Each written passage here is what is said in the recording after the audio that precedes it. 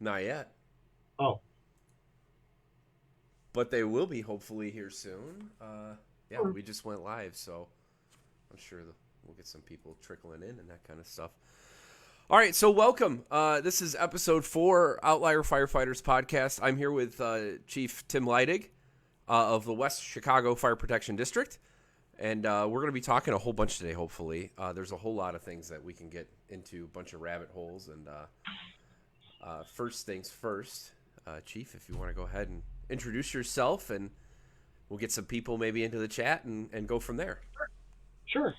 Happy to be here tonight with you, obviously. Tim Leidig, as Alex said, West Chicago Fire Protection Deputy Chief. Been here at 8 years, 8 years going on now. Came from Mundelein, where I was there for just about 7.5, and started my career, well, in two places. Started with in Elmhurst as a contracted medic. Got hired in Buffalo Grove, spent 14 months there. Got the opportunity to go back to Elmhurst, spent 16 years there, had a great career. Was a truck company officer, training officer, and then got the opportunity to go to Mundelein and spread my wings as a deputy chief, and the rest is history. Was part of the UL FRSI basement study panel, and got to do not only I guess, take part in the research, but also in curriculum development. So that was an interesting experience, and had the opportunity to go a lot of great places to give that presentation and get everything from the old school, we're going down the stairs, kid, we don't really care what you say, to the hit it for hard from the yard guys would give you an earful about that. Been involved with training pretty much my entire career. I would go out on a limb and say if anybody hears my name, they immediately go, "Oh, he's a training guy." So trained with the fire chiefs. Never had the privilege of working with IFSI, but the instructors, I worked with them for a while. So yeah, I just I eat it up. I mean, it's what I'm about. So Yeah, and that's well part of what we're going to talk about, because I was trying to do some interviews here, going through of longevity and staying into the job over the course of a long and successful career, and kind of what makes that work, and what things you can do to set yourself up for that kind of successful career and the longevity that comes with it. So, yeah, uh, correct, correct. yeah. What started your interest then? When you were thinking about becoming a firefighter, what was the first step where you got exposed to it? I can honestly tell you that I was the typical answer of Johnny and Roy. Johnny and Roy hooked me, snagged me, wanted to be a paramedic. I wanted to be in that squad going to calls.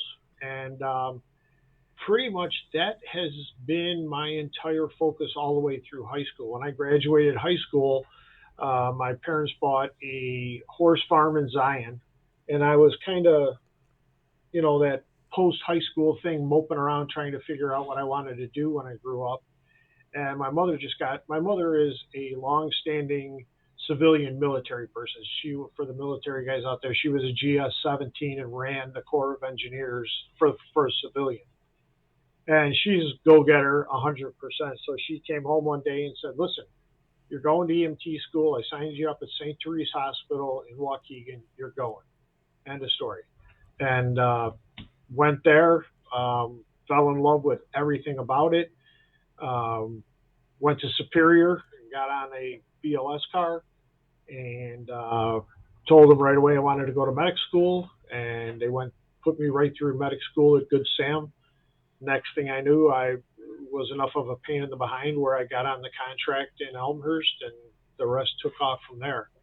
Um, yeah, the EMS thing was great. I enjoyed being a paramedic. I was licensed for 28 years, something like that, 25 years, and it opened a lot of doors. But I knew the fire service is where I wanted to be, and B, on a truck. I really loved the truck work, doing trucks, being on trucks, and that was my thing. So Elmhurst, I was fortunate when I got hired there, they had two truck companies, North and South truck companies, and I got to work with some of the most fantastic senior men ever. And even when I got into the career side of it, I was fortunate enough to get hired with Buffalo Grove, another great department, a hard charging fire and EMS department. But I was always driven and doing what I could to avoid my rotation on the AMBO to get to the fire company. So got met my lovely wife of now 35 years, and her dad was actually one of the drivers on the truck company at Elmhurst. But more importantly, her grandfather was a Chicago battalion chief. So Pa, as we lovingly know him, took me under his wing and just schooled me in everything he could, talked fire stuff, and to his dying day, and it aggravates my brother-in-law and my brother-in-laws and my wife to this day. But he'd walk into the nursing home and Pod'd look at me, and he didn't remember anybody else, but he'd look at me and go, "Hey, how's the firehouse going? What'd you do? Get any fires? Get any work?" There's some power behind that. I mean, yeah, there is. I know it's cliche, but firemen are always firemen. Yeah, I was in a hospital not too long ago and sitting there just stewing because, firemen in a hospital, and I'm just stewing on the world. And the nurse came in and she said, "What do you do for a living?" I said, "I'm a fireman." She goes, "You know what? I could tell it the minute I walked in the room." And I'm like, "What's that supposed to mean?" So it's kind of funny. Yeah, you can go anywhere. Whenever we go on vacation, like I'll drive, maybe not Emily nuts, but I'll be like, I'm pretty sure that guy's a fireman. Like I'll just look at it, like you just know. Like there's a weird, I don't even know how to explain all the traits, but you just know when you see a fireman. And I think that's one of the most fun things about our job is that you can have that instant connection and just talk to somebody you don't even know. And if you ever get to hear Rick Lasky speak and you can get him by himself, ask him the wedding story, because he'll tell you a story about sitting at a table and he's at a wedding that was for somebody his wife knew and whatever, and they're sitting there, and all of a sudden he looks across the room and he sees another guy and he's like stewing at each other, and they're like, they come together and they're like, "What do you do?" "I'm a fireman." "Oh, me too. And how long have you been on the job?" And after that, it's just an explosion of, and the wives come up and, "Hey, are you ready to go home?" and whatever. And, "No, I'm not. I'm go dance with somebody else. I don't care. I got to talk to this guy about you." Oh, when I was on part-time or volunteer, when we would have parties or anything, the group was significantly huger, right? Or more big. Oh my gosh, larger. Yeah. I think we're 45 or 46 right now where I work in Lake Zurich on shift, but Antioch, where I was before, we were almost 100 probably then. And so you'd go to parties, and I would bring, when I was first dating my wife, and she'd be like, "You just talk to these guys all night. Like, will you come talk to me and do something with me?" I'm like, "Babe, I swear, we're going to talk shop for 10 minutes, and then I'll come, hang out with you." And then 10 minutes would be 4 hours, and she's just dragging you by the arm, like, "Stop talking to them." Like, I can't help it. And my Stacy is just the opposite, because I remember doing an orientation once, and I forget where we were, but they encouraged you to bring your wife or your significant other. So I brought Stacy, and the young man sitting in front of me with his fiance or whatever, significant other, and they showed this videotape about firemen that got burned in the line of duty or whatever. And this young lady just got upset. I mean, she was just beside herself. And my Stacy pokes her in the back and says, "Listen, it's all about washing the cars, recliners, and what they're going to eat. That's what it's about." And I said, "Stacy, you kind of got to not crush the bubble every now and then." Oh, man. But yeah, that was my drive to get in. It was just what I always wanted to do. I never really had any drive to do anything else. I had a small run at I wanted to be a doctor, and realized that wasn't in the cards. And so it was like, well, this paramedic thing's pretty cool, and tested and got on and fell in love with the fire service ever since. That's where it's at, yeah. Yeah. Stacy's confirming your stories in our chat, just so you know. And John Gilleran Schwing. He's calling you Schwing or Schwan. He Yeah, can't remember. yeah, Schwing. I'm Schwing. All right. So Patty. when I Oh, got on Buffalo Grove, they hired a group of us at a time, and Mr. Giller and I loved to death because I was actually he and I opened Station 27. So new candidate driving up there. I'm excited. Brand new firehouse, and pull into the firehouse, and the doors are locked.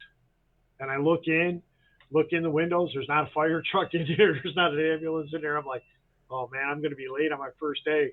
Well, Mr. Gillerin showed up and said, no, kid, you're in the right place. Let me get you in here. And so he is, I like to surround myself with the barn bosses and the senior men of the fire service they're always the best knowledge base you can get. No matter what fire department you walk into, if you pull out a senior man or a barn boss, that is where you get the information about the organization. And Mr. Gillerin, as I always called him, treated me so well. There were four guys up there other than Schwang. There was Schwing and Schwang. That was me and my buddy that I got hired with.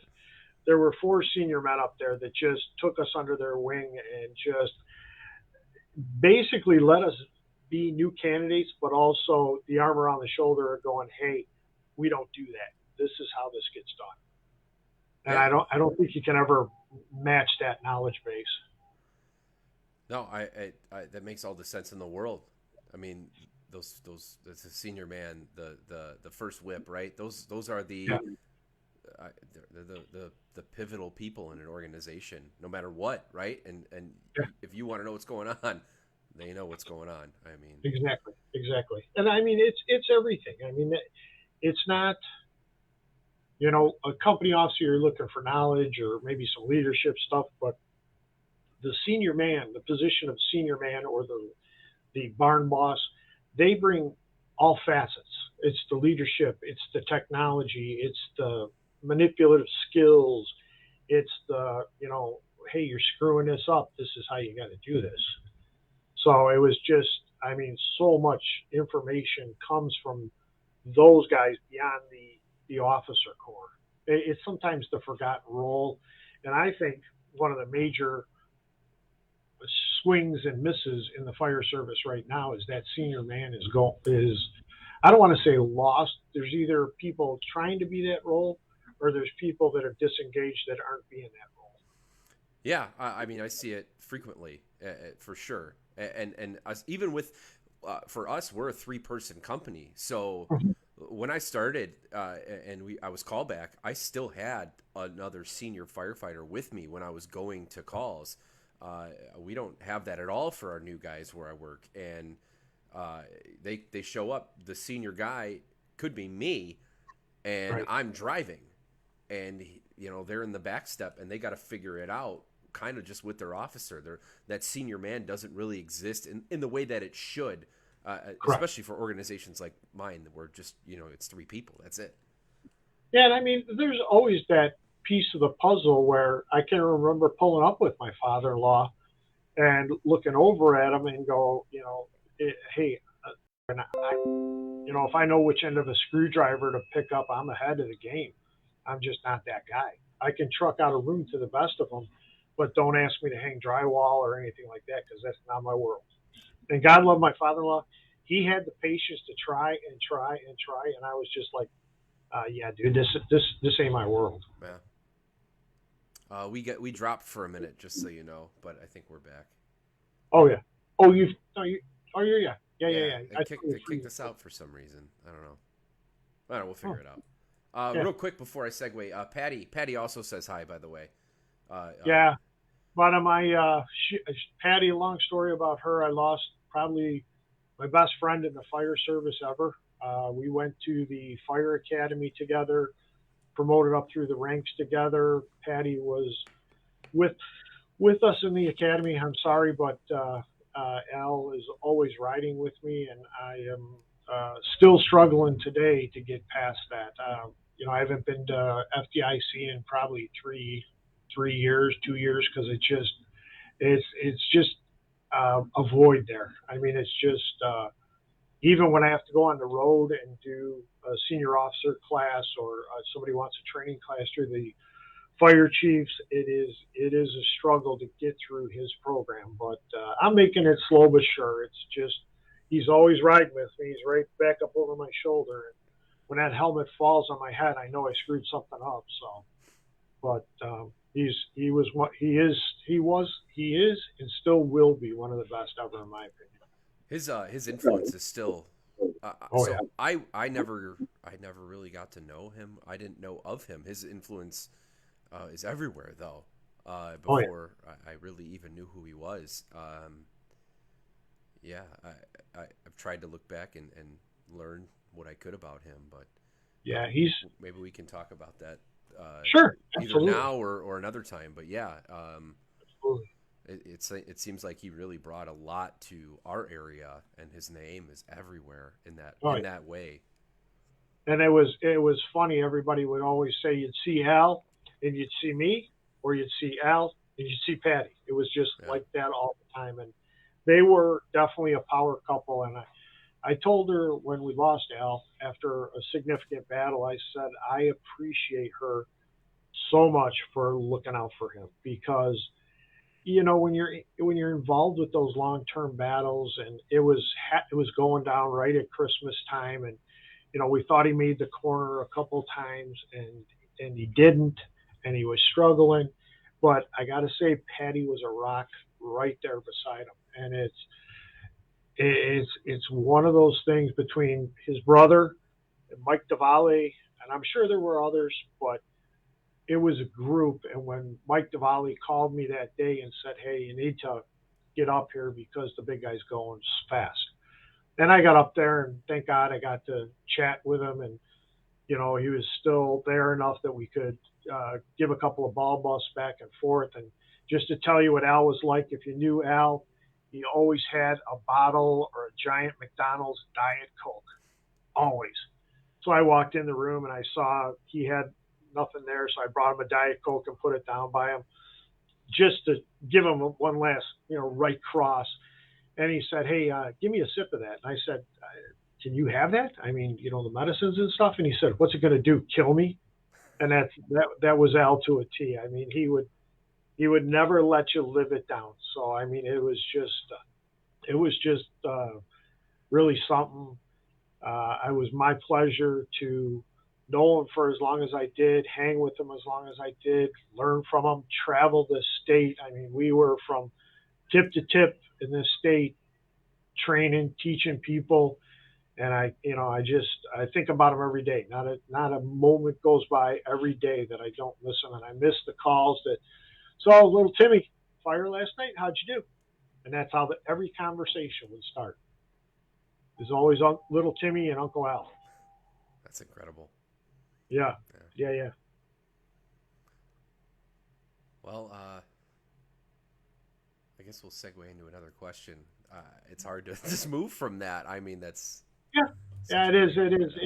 It's a struggle, but Yeah, I go through every day in the rest of my career with him riding on my shoulder. So that's where I leave it at. I know he's there. I yeah, mean, I know he's there, but it's a struggle. that's powerful. Yeah, So you had mentioned when you started, you were kind of being taught by the senior man, right? Were yeah. they who taught you about firefighter culture and gave you that established foundation?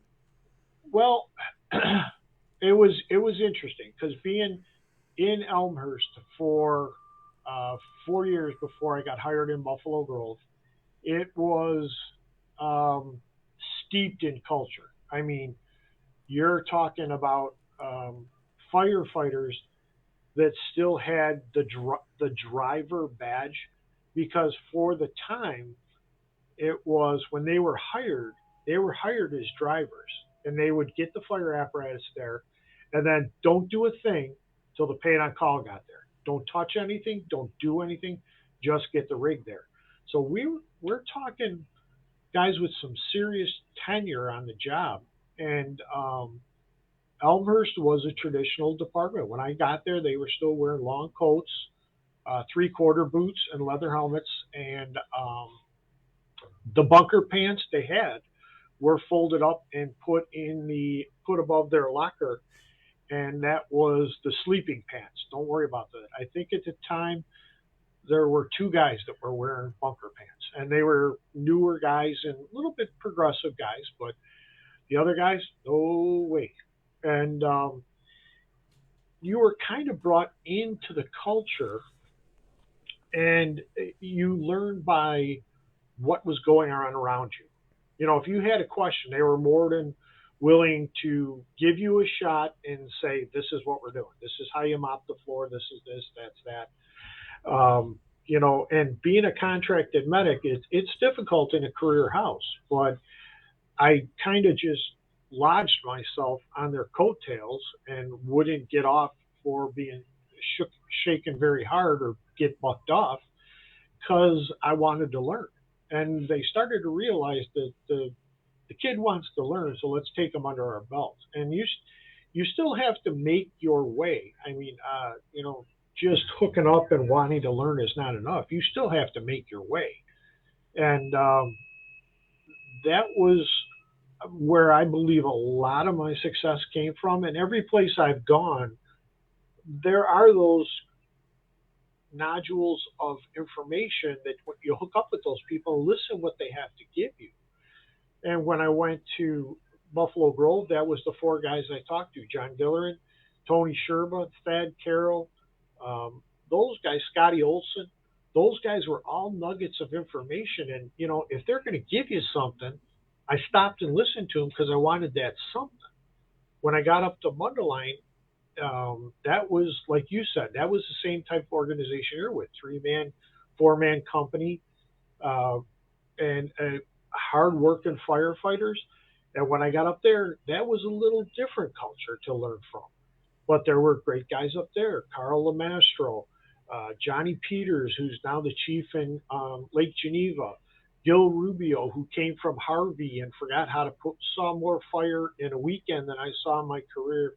Just great guys. And then coming to West Chicago again, the guys down here were just nuggets of information to get it from them, because we're a busy district, but as the fire chief here says all the time, it's plane, trains, and automobiles. And we get people stuck in machines. We get train accidents, car accidents, airplanes going off the runway, whatever. And these guys all got nuggets of information that I wanted. I need that so I can make good decisions about bad buildings. Hey, if you're going to the intersection of Roosevelt and Fabian, it is never a good crash. It is always mangled cars, people ejected from cars, so be prepared for that.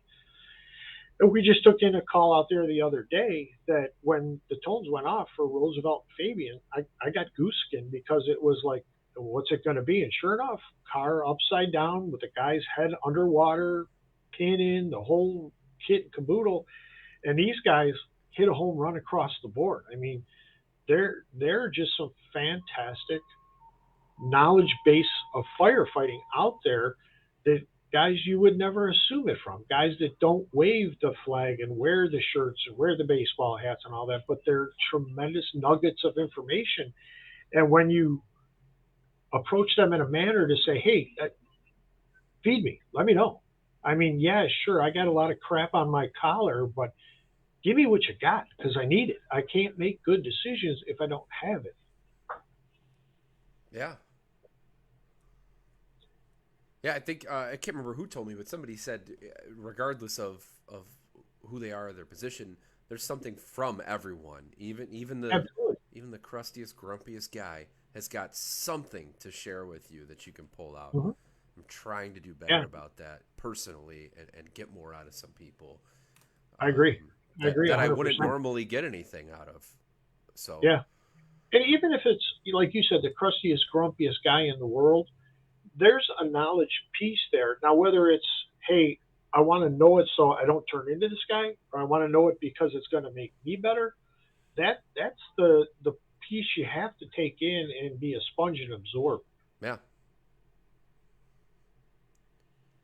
So kind of still in the same realm of what we're talking about, but who influenced you then the most? You've been mentioning a ton of names, but early in your career, and for reference, I latched on to a couple of people when I was brand new that, Mhm. I saw what it was supposed to be, and was able to kind of follow them in a way, even if it wasn't directly. They made a good foundational impact on me. And Right. Very. So I thought about this question because when you gave me the questions to kind of mold where we were going to talk about and just kind of open other doors, I kind of thought it about it a little bit. And throughout my career, I've looked at it in three ways.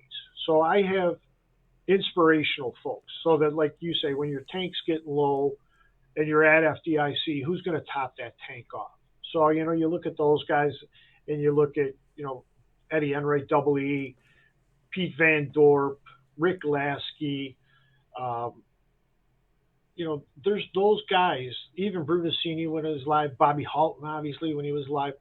Those are the guys that fill the tanks, and then you walk out and go, man, I want to do something with these guys. I want to go to battle with these guys. I want to do something with them. Even my current fire chief is an inspirational leader, and I'll give you an example of that. So we both came to West Chicago. I think Chief was here 6 months before me, and we just kind of. I knew DuPage County. This is where I've grown up. This is where I've learned the fire service, and I've lived in West Chicago for the better part of almost 30 years now. So I kind of was a buff to the fire department, learned what they were doing, and I knew some of the faces. But when we got here, we were kind of like, what do we want to do? And we talked about different things, and like our training academy. Our training academy is the perfect example. When the training academy was a brief conversation as we were going out the door to introduce ourselves to the DuPage Airport Authority. And one of the senior officers on the fire department said, hey, as long as you're going over there, ask them what they're going to do with Crest Road. Okay. So we go over there and, pleasantry, shake hands, talk about everything, introduce ourselves. And, we're getting ready to leave and go on our way. And the boss said, hey, what's with Crest Road? Are you guys do anything with that? And the director of the airport said, hey, you know what? You take it. It's yours. You pay the utilities, puts me in the black, it's yours. So we basically got a 25,000 square foot training facility that, here you go. So obviously we had to go back to our bosses and get it all cleared and everything.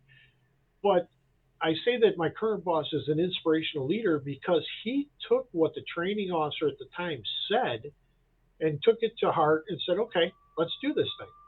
So he let him build this training site on his own.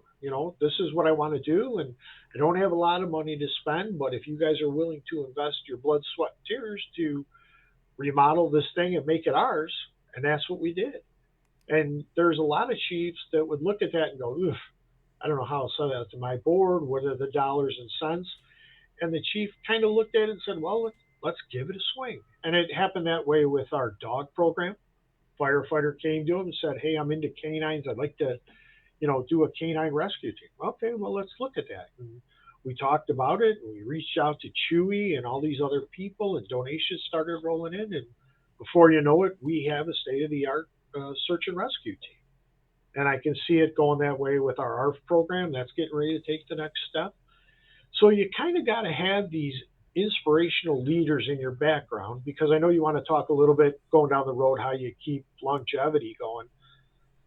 And then I look at another faction was I look at the friends I have in the fire service. And like you said, that's your foundation piece, because we've all been on these calls where you can't go to the next door neighbor, your friends in the neighborhood, or even if you still hang around with some of your high school buddies, even like I know you got your two brothers, you can't talk to them about having the shit scared out of you at a structure fire on the second floor. You can't talk to them about having to pull a teenager out of a car that's pinned 4 ways to Sunday. So you kind of got to have that friends group that you could talk stuff with. And I was fortunate enough to have Rick Sanborn, who was my confidant, my second we were both assistant chiefs at York Center. We went up through the ranks together. We went to Fire Officer 1 together. We went to Fire Officer 2 together. We were traveling everywhere. And we talked to each other on a weekly basis, if not a daily basis. When I got to Lake County, I was kind of a fish out of water. So Craig Adams, who was the second deputy there, opened a lot of doors. He was a fantastic man. Never was taken back with me. I mean, he was probably taken back more than he said with my big mouth, but he introduced me to three great friends up there that we still, Kevin Izzle, who was deputy chief in Lake Forest, who is now the number 2 guy in the Roaring Fork Fire Protection District in Colorado. Eric Norland, who was a deputy chief when I was up there and was for Lincolnshire. And then Leinhardt from Antioch, who was just a fantastic guy. And the three of us, the four of us, could get together, and it's a lot of, ball busting, ass kicking back and forth. But still in all, it was a peer group when I didn't have a peer group that I could reach out to and go, tell me about this, tell me about that. So, I mean, you got to have that friends mold around you to have people to talk to. You may not agree on everything. You may be, Kevin Izzle and I go back and forth about ladder companies and, trudging through the woods, cutting trees down to save a beaver or whatever the hell he does in Colorado. But, when it comes down to it, I love the guy to death. And he's not afraid to say, hey, you're screwed up. You are not thinking right. Eric Norland's another one. He's a big fire prevention guy. We always ask him, you dusting sprinkler heads today or what are you doing? We all know the importance of sprinklers, but he's still that knowledge base there that is great. So that's where I say you got to have a friends group. You got your inspirational people that are going to fill your tank. You got your friend group, and then the last thing would be the mentors. Now, I kind of get, I don't know what I get. I get a little anxious when people start saying mentors because that term gets thrown around the fire service like nickels. You know what I mean? And realistically, I have 5 mentors I can count on. And Rudy Horst from McHenry Fire Protection District, or McHenry Township Fire Protection District. Forrest Reeder, who basically was the Dr. Frankenstein to build this monster. Al, obviously, behind me. And Pat Kenny, who is, I am fortunate to not only have him as a mentor, but I am fortunate to have him as a friend. And it's an interesting story on Pat Kenny because I went to school with 2 girls whose dad was the fire chief in Hinsdale. And Leo Mush, all he wanted to show me was his Model A Fords. He had Model A Fords. He loved Model A Fords. I said, well, I want to be a fireman. I want you to tell me about fire stuff. And he finally got smart. And he said, you know what? Here's what I'm going to tell you about fire stuff. You got to go talk to Pat Kenny and hook your wagon to his sleigh, and he will take you everywhere. And for some reason, Chief Kenny took me underneath his wing, had a lot of discussions with him and a lot of direction finding, and got to write the intro to his book, which makes me proud. And I don't know why he ever asked me, but it was fantastic. And then my last one and my hard, fast, never going to change is Andy Bonomo from York Center. Andy took me in as a snot-nosed firefighter medic, had the foresight to let me do training, kind of like where you're at right now. 80, I think we were 75 guys at the time. Andy was a part-time fire chief and then became the career fire chief. And if I had to say, I know one of the questions you were asked is who embodies the fire service, it'd be Andy Bonomo. Because you can see it in his son, who's the deputy chief in Plainfield, Vito is. His family life, they eat, breathe, and sleep the fire service, and through Andy. And I tell, one of the things you got to do when you find that mentor is you got to tell him thank you every time. And I tell Andy all the time, I said, it just doesn't seem like enough, buddy, but thank you. I can never thank you enough. And Andy was inspirational to me because, as a young chief and coming up, and there were a lot of chiefs that looked at you crossways about, you're a chief, really. And Andy would stand fast for us. And I mean, when we had the May Day here in West Chicago and put 3 firefighters in the hospital, I called Andy on the way to the hospital, and I'm like, how in the hell do I do this? I don't know how to do this. I got education, been to classes, but how do I do this? And he said, I'm going to tell you 2 things. If you need me, you call me and I will be there. And if your guys are going to be in the hospital and you want to stay in my house, I will have a room ready for you at our house. And I don't know how you stand behind any more than that. So I mean, when you build out your career and you look back on it, you need to look at who inspired you, who gave you filled your tank to keep you going.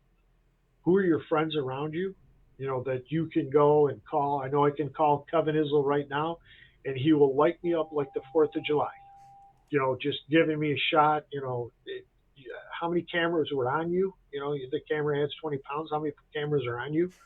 And my general reply to him is, hey, listen, you're never going to get any smarter, so deal with that. And then look at your mentors. Who are your mentors? Who is at the core of you? And a mentor, to me, has to be a 2-way street. I mean, it can't be, you could say Bobby Halton's your mentor, but he's not really. You see him at FDIC, or you listen to his past showings, or Rick Lasky, and you see him in the big room at FDIC, and you rally behind him. Even Double E. I was very fortunate to get to travel our state teaching with Double E, and I knew it was something when I walked into a conference and he sat down beside me and put his hand on my leg, and we chatted. And it's like, this guy is a regular guy, and he thinks of me as a regular guy now. So I mean, so when you build out your career like that, think of it in 3 areas. Who's your inspiration, who's your mentor, and then your mentor, and who are your friends, who are your go-to people when you need them. Oh, that's awesome. Thank you for sharing that. That's a great way to look at it. Yeah. Is Stacy laughing? No, she's not. The last thing we got, Vanderberg wanted to throw that Tillers are for life, but that's the last thing that we have in the chat. Well, I got a couple words for Vanderberg, but he'll get it afterwards. Well, what's interesting, you had mentioned, Chris, you mentioned Lienhart, or if I've been pronouncing it wrong this whole time, that's his fault, because he said Lienhart was fine. So, but either way, he gave me my first shot to get on a department. I was asking around. I think I was an explorer. Stacy's still listening. She wanted to let you know. But yeah, Chris, he was starting an explorer program, and he was like, hey, you missed the application deadline, but why don't you come in here and do this for a year, and then you can come back next year. And up until he left there, for his promotion in Red Center, I mean, he was always, and his kid was one of when I took over that Explorer program years later, his kid was one of my first. His kid's still there. It's pretty crazy, that connection.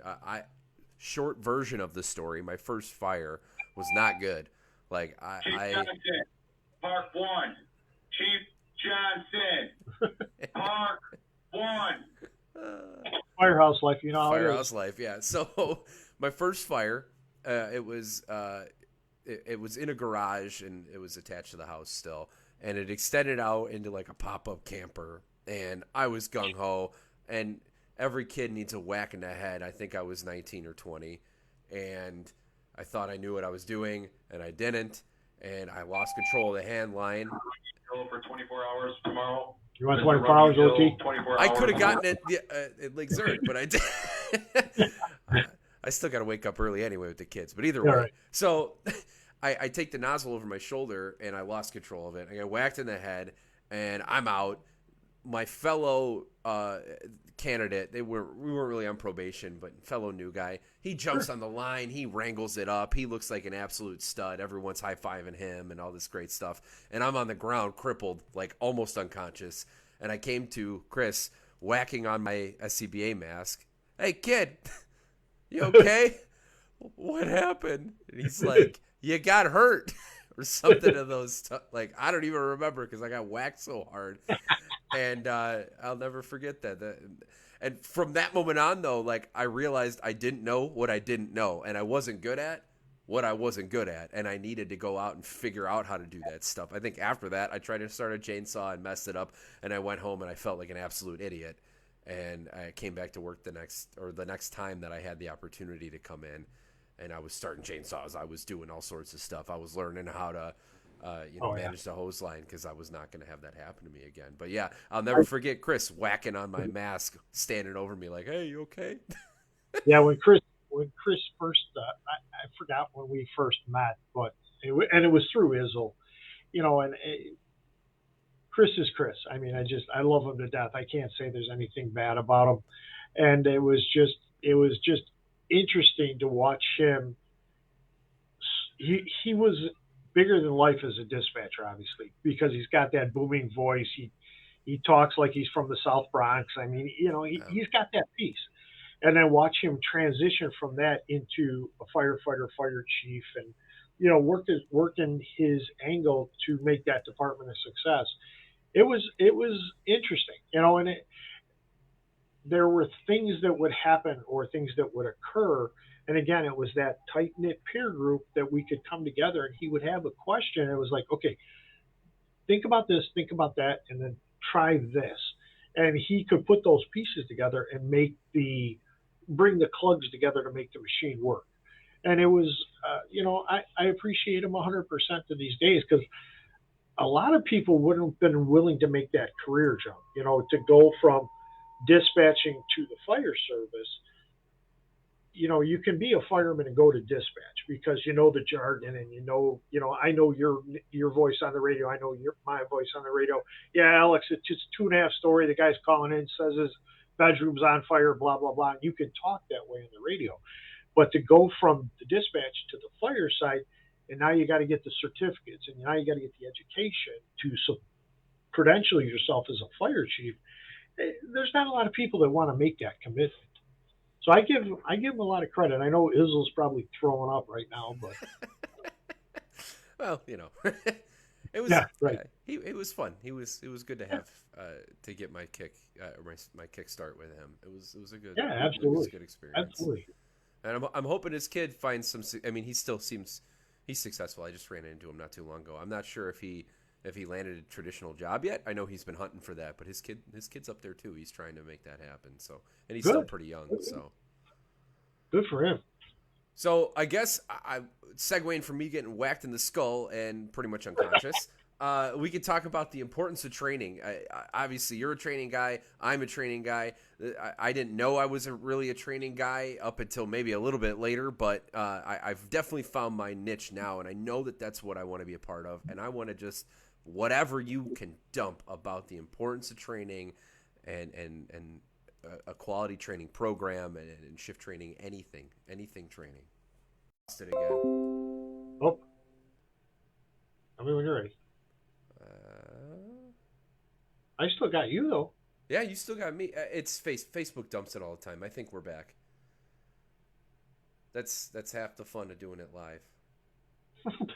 Yeah, all right, we're good. Well, so training to me is the heartbeat of the fire service, if you will.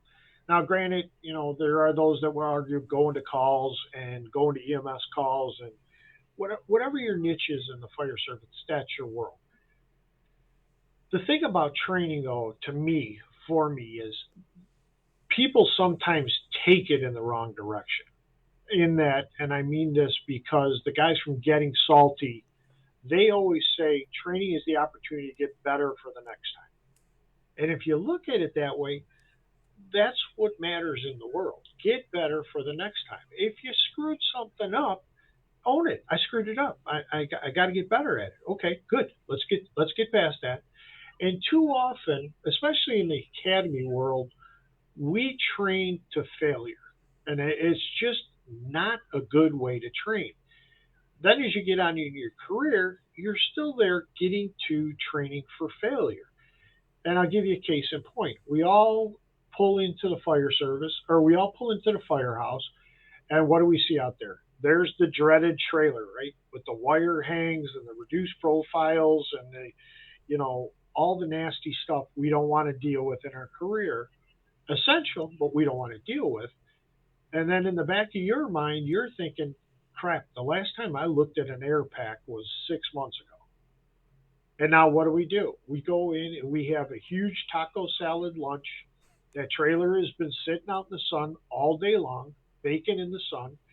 And what do? We go into full go mode. Put all your gear on, throw your air pack on, under air. Here we go. Get in there, smoke, Metallica blaring, get through this maze. And I don't care if it's the 1 year guy, the 5 year guy, or the 25-year guy, what comes out of that training other than I hope I never see that trailer again? Right? Yeah. So I always preached a crawl, walk, run concept of, hey guys, we haven't done this in a while. Let's do this. Put your bunker gear on and let's crawl through this thing. Just crawl through it, get the lay of the land. You may have to figure out where your cutters are to get through the wire prop. You may have to shift to your side. You may say, holy crap, this is a tight space. How am I going to get through this? And you come out the other side and your confidence is there. You're a little bit built up. Okay, let's do round 2. Take a break, get some water. Now you're a little warmed up. You're not going cold into this thing. The shoulders are loosened up. The knees are loosened up. Put the pack on your back. Don't breathe off the air. Put the pack on your back. And let's just get into the muscle memory of shifting the pack, taking the pack off, redonning it, go back out the other side. Now we come out the other side, and how are we looking? We're looking pretty good. I felt pretty good going through that thing. All right, not going to black you out.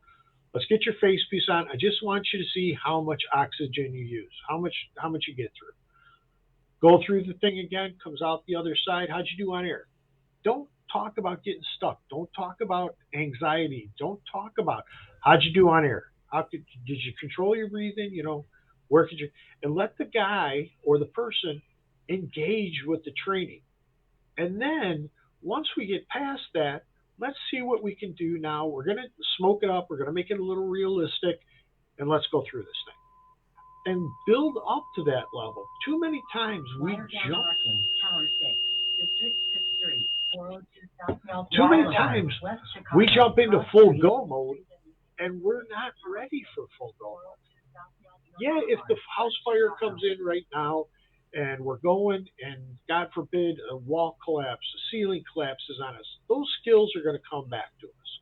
And we get fight or flight, and we got to get out of this thing. I get that 100%. But if we're training to get better, we have to train to get better. Make it better for the next day. And one of the worst things I ever felt about myself as a training officer was we were re-engaging. We were starting out a program in Mundelein with bailout packs. It was right after Black Sunday and FDNY, and we followed the teachings of Jeff Kuhl, who was one of the greatest advocates for firefighter safety after that event, including Joey DiBardino, who I wear on my wrist every day with me. But we were engaging in it, and I was sensing tension coming back. And we weren't doing it from high up. We were doing it from just a second story. And I wanted to see what the problem was. Where are we falling apart with this? And there were guys that have never been exposed to it that were, I don't want to say afraid, but intimidated with it. So we have to slow down here and pump the brakes. It's the same thing with ladder bailouts. I mean, the ladder bailout freaks so many people out. And it's because they freak out because they were taught from a third floor window, generally speaking, with no tagline on. And it's just, that's why they freak out. If you learn from a first story window of what's acceptable and what's not acceptable, I watched Chief Hoff on a ladder, Bobby Hoff. Think about Bobby Hoff and everything that goes with him. He was on a ladder and we were doing the bailouts, had the tagline on, the harness, the whole thing. And a guy just wanted to, he was a newer guy and just wanted to show hey, I'm with you guys. I'm one of you guys. And he came diving out of that window.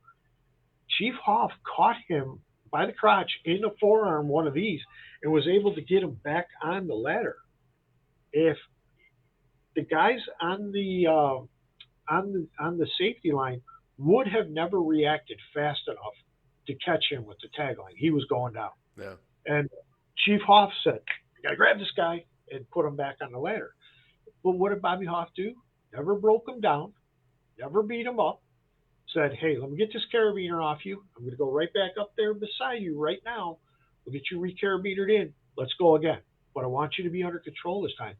And remolded this young man into, you got nothing to prove here. I want you to be better for the next time when we do this.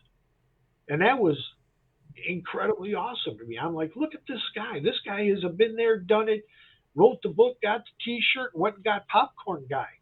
And he is taking time with this candidate to say, dude, this is what we got to do. We're going to refix this and we're going to go with it. Too many times in the academy's world, I guess, the academy teaching, there are too many instructors that want to prove that they're hard.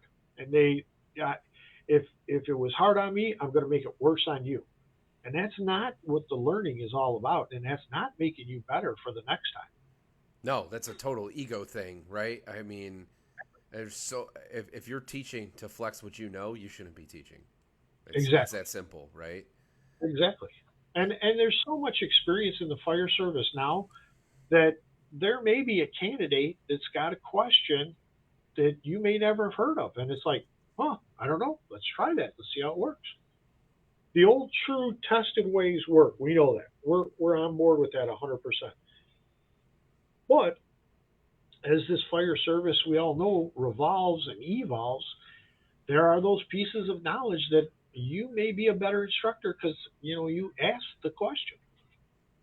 So, in terms of being a great instructor, what are, other than kind of what we just talked about, what are some other key traits that instructors should have in the modern fire service? What makes them great at teaching? I think you got to teach for success and don't teach for failure. I don't care really what you're teaching. And for me, the excitement / fulfillment, I guess, came from watching guys succeed. And then you watch guys succeed, and then you watch that box just kind of open up, and they're going over here for this nugget of knowledge, or I'm going to that class over here. And then they want to come tell you, hey, Chief, I'm going to go try this class. I want to see what this is all about. Absolutely. We want you to do that. That's what we want. So I think you need to teach for success with the ego last. I don't want to say my ego doesn't come out, because it does. But when it comes for me to give you a knowledge and show you a piece of knowledge and watch you do it and then succeed from it and maybe build on it, that is what it's all about to me. And it makes you a better person. And then to see you go to somebody else and give them that knowledge piece and say, hey, try this, or think about doing it this way, or if it doesn't work this way for you, how about we try this? And see you grow as an instructor at that point. Well, that's a double-edged sword right there. You're winning on both accounts. Yeah. So I think that is the piece for me that makes me fulfilled, is seeing people grow from whatever I've given them or whatever I've offered to them. And I think that's what makes a great instructor, is the ability to take Bobby Hoff standing on a ladder, grabbing this guy and then remolding him, taking him back up, and let's do it again. And let's do it again, so that you're better for the next time. So is that something that could be worked? So there's obviously a duality to all training, right? There, especially with certifications and things like that, right? Mm-hmm. There's a standard that they have, and it has to be that way, right? And that it is what it is, right? And then there always ends up being the street way, right? Is there a way to blend? How can we try to blend some of that where, the things that we just talked about, those aren't necessarily coming from OSFM, right? That how you teach in that regard, and the mentality that you have behind teaching Is there a way Like, that gets blended where that's more yeah, widespread throughout the community of the fire service? yeah, I believe there is. I think that the objectives is one thing. That gives you, as you eloquently said, that gives you your foundation. The piece that you pick up in the street makes it better for you, or maybe it adds a slide trait to you that this is how it should be done. Now, there may be a piece that comes in there that, the tricks of the trade kind of stuff that's great. But when the trick of the trade doesn't work, you have to fall back on something. And that's where the objectives come in, that if something goes sideways, hey, the senior man said, try this. Oh, that works pretty good. All of a sudden, you're in a situation where you can't do what the senior man taught you, but you have this objective over here that you've learned and you're very good at that will work. So I think, yeah, there has to be that piece of puzzle because that's what you're going to pass on. Whether as a lieutenant, a training officer, senior man of the house, those are the things you're going to pass on. And you think about it, how much you've been driving for some time now. How much of those tricks of the trade did you learn at the pump panel? 99% of what you learned troubleshooting a pump was from the street.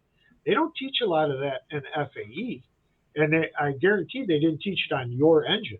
Oh no, yeah. I mean, it's always the reserve engine that's been out of service for however many Sure. years, and I'm glad I got to learn on a an older rig, that would have like a pressure relief valve instead of now where Yeah. they're all governors and all that, and it was good. You felt connected with it, but yeah, completely different once I got into the actual street and I was pumping. And then you take that street knowledge nugget up here, and now you've got the new guy riding the back seat that you got to start prepping to drive because you're acting all, most of the time. You can add those pieces and puzzle and hey, listen, this is what you learned in class, and that works. But on this pumper, this is how this works. This is how that works. So if you're troubleshooting, check one of these things, and then you always got your basics back here to fall back on. Yeah. I think there's I think objective based learning is always good because that's what builds your foundation. And as an instructor, you have to know that. You have to know the basics because that. Oh, I lost your audio. Hold on a minute. Oh no.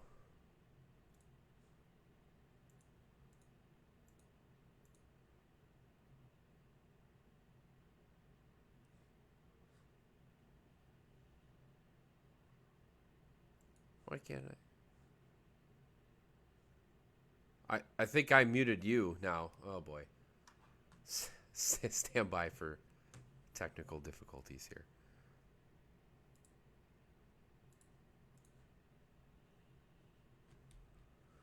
Chief, I think on your end you got to unmute yourself. I'm not really sure how that. I might have clicked a button there, but.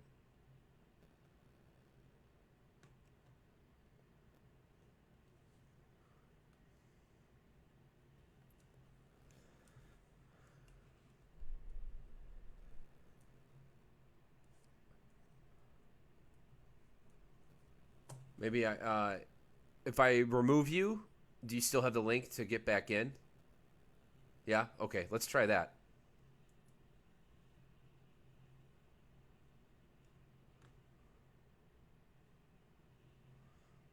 Uh-oh. All right. I still don't have your audio. I'm not sure what dropped there.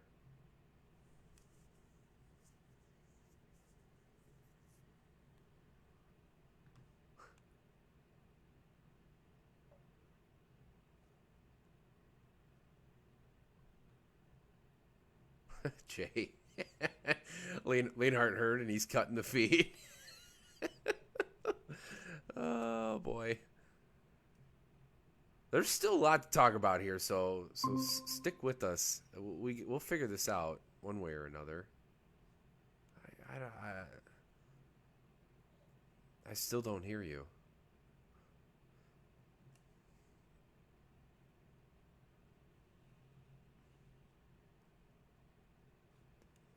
It's just odd that it would randomly cut audio. I think he just unplugged the camera.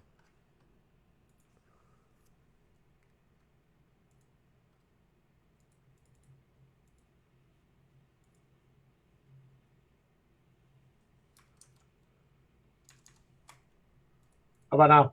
Yeah, I got you audio. Okay, All right, we're back. cool.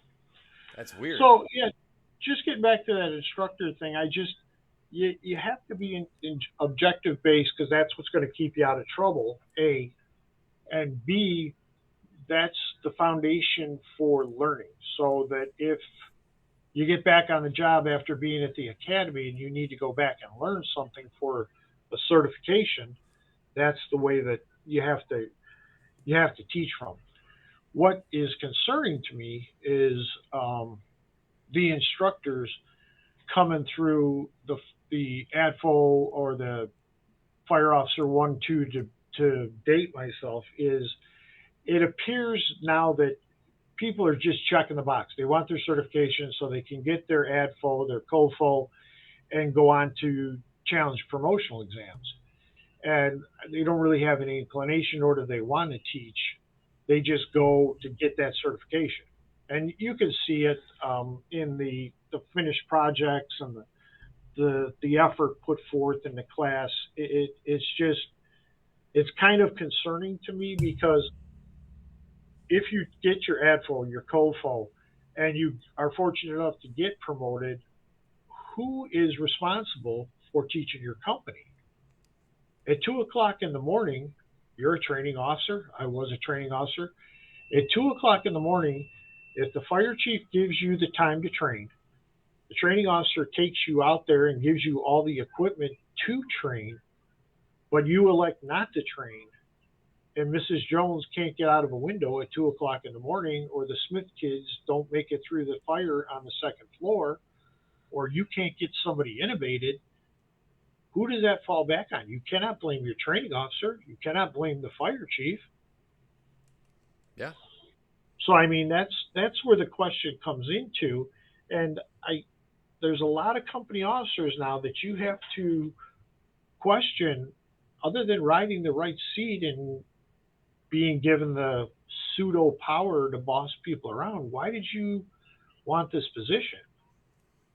Yeah. I mean, it's a gut check, right? It's you should be able to see that in somebody almost immediately why they want to do it, right? And yeah. It's odd to not see that in everyone, right? To say the least, right? Without but and just as you go through, either as an instructor for the instructor series, including training program manager, or if you look at the ADFO COFO side of it, you invest a lot of money in these people to get them company officers, prepare them to be company officers, prepare them to be battalion chiefs.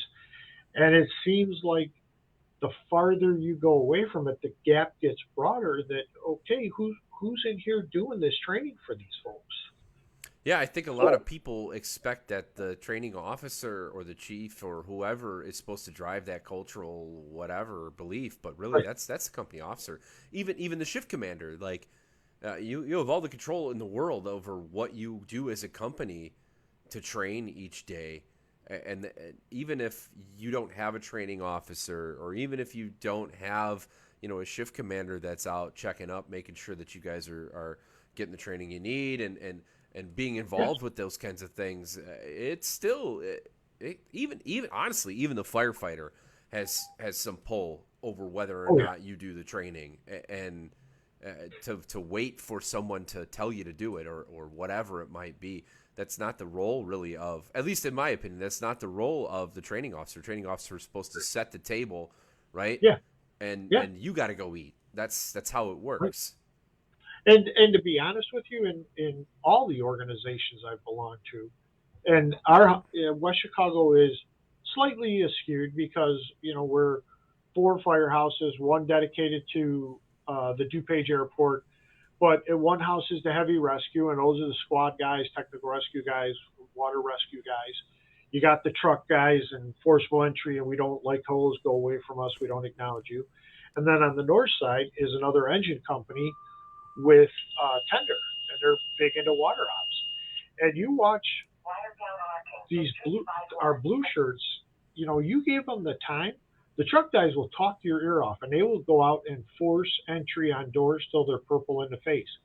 And it may be, hey, let's try this, or I saw this on YouTube, let's give this a whirl. And then they want the guys to come out and train with it. Like we just did strut training at our crusher at our recycler in town, and watching the squad guys talk about this stuff, and they can tell you to the nth degree what this does, what that does, how much hydraulic oil is contained in there, what it'll lift, what it won't lift. And I'm just sitting back because I thought in the day, man, I was pretty well schooled in tech rescue, and I'm watching these guys, and I'm like, man, I'm not even on the ski lift. I can't even be out over the tips of my skis because I'm not on the lift. And I realized that, you get to where I'm at in the organization, if I got to worry about that stuff, well, something's wrong well below me. But it was just fantastic to watch these guys learn and talk and teach and try this and think about that. I got that. I got goose skin again when I went out and watched our guys give their presentation on May Day to a full house on the May Day we had. And it's 3 blue shirts to do it. I was like, God damn, I don't know what to say. You guys are fantastic. I mean, you're FDIC quality and instructors. And I was just amazed. And it's not because I was amazed, didn't think they couldn't do it. But when you see the finished product, it's like back to that success piece that, you give them the classrooms and you give them the knowledge and you give them this and you challenge them. That's fantastic. And it goes back to the dogs. It goes back to the drones. It goes back to our training facility. Chief Tan, I slipped. Shit, I wasn't going to say that. My fire chief, when these guys incurred this Mayday and had it happen, he rolled up the doors and said, let's talk about this. I mean, it could happen to somebody. And when these guys were asked to come out on the road and do it, yeah, go. We got you covered. We'll hire back for you. Go do your thing and make us proud. And that's what they did. Vandenberg says that he appreciates that you guys came out and presented it. Yeah.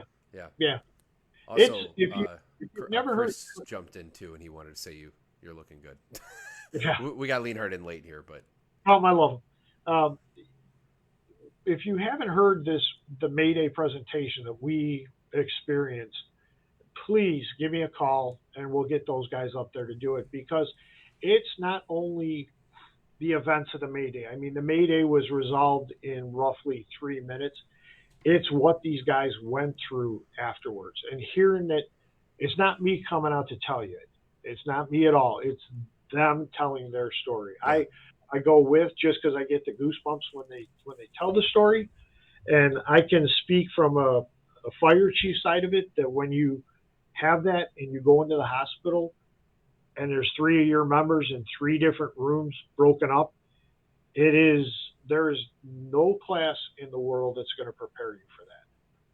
And it's one of the things I always tell young officers that ask, I know you're ready to be an officer when you're prepared to tell somebody what happened and be there for those guys. So, I mean, it was difficult. And I mean, I thought about it a lot. I wasn't at the fire. I was doing a family thing with my son. But when the lieutenant called me and said, it's bad, we're taking 3 to the hospital right now, we left the movie theater and went over there to be with those guys. And that's when I made the call to Bonomo, and all those pieces went into play for my mental health. But still in all, to look at those guys, it's an eye-opening experience. Yeah, I mean, the importance, and it's a great way to bring up, we're really good about, as an industry, we're really good about kind of puffing our chest out a little bit and being like, hey, check this out. I know how to do this. I'm going to show you. And this is really cool. I'm going to show you this. We're not so good at, it's not like, you do something wrong, but like a Mayday, that's something that most people bury and they don't talk about and they don't share the information because, again, we're all this macho vibrato kind of thing, and we don't share stuff like that. But there's so much importance in sharing when things don't go perfect, whether it's under your control or not. There's so much to be learned from those things, and we're getting there, but we're not quite that good at sharing that stuff yet.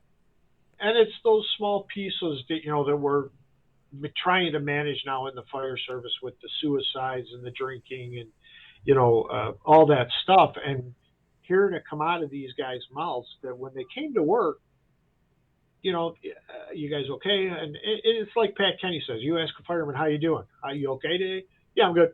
Good. Everything's fine. And, and these guys were tight as a ship. They were, holidays together. They were baseball games together. They were tight. And you think about the best shift on your department, the tightest you're with guys, multiply it by 10, and it was these guys. So when this happened to them, it was a holy dog shit experience kind of day. So, I mean, you just got to, getting back to your instructor concept, you have to think about what's your drive to be an instructor?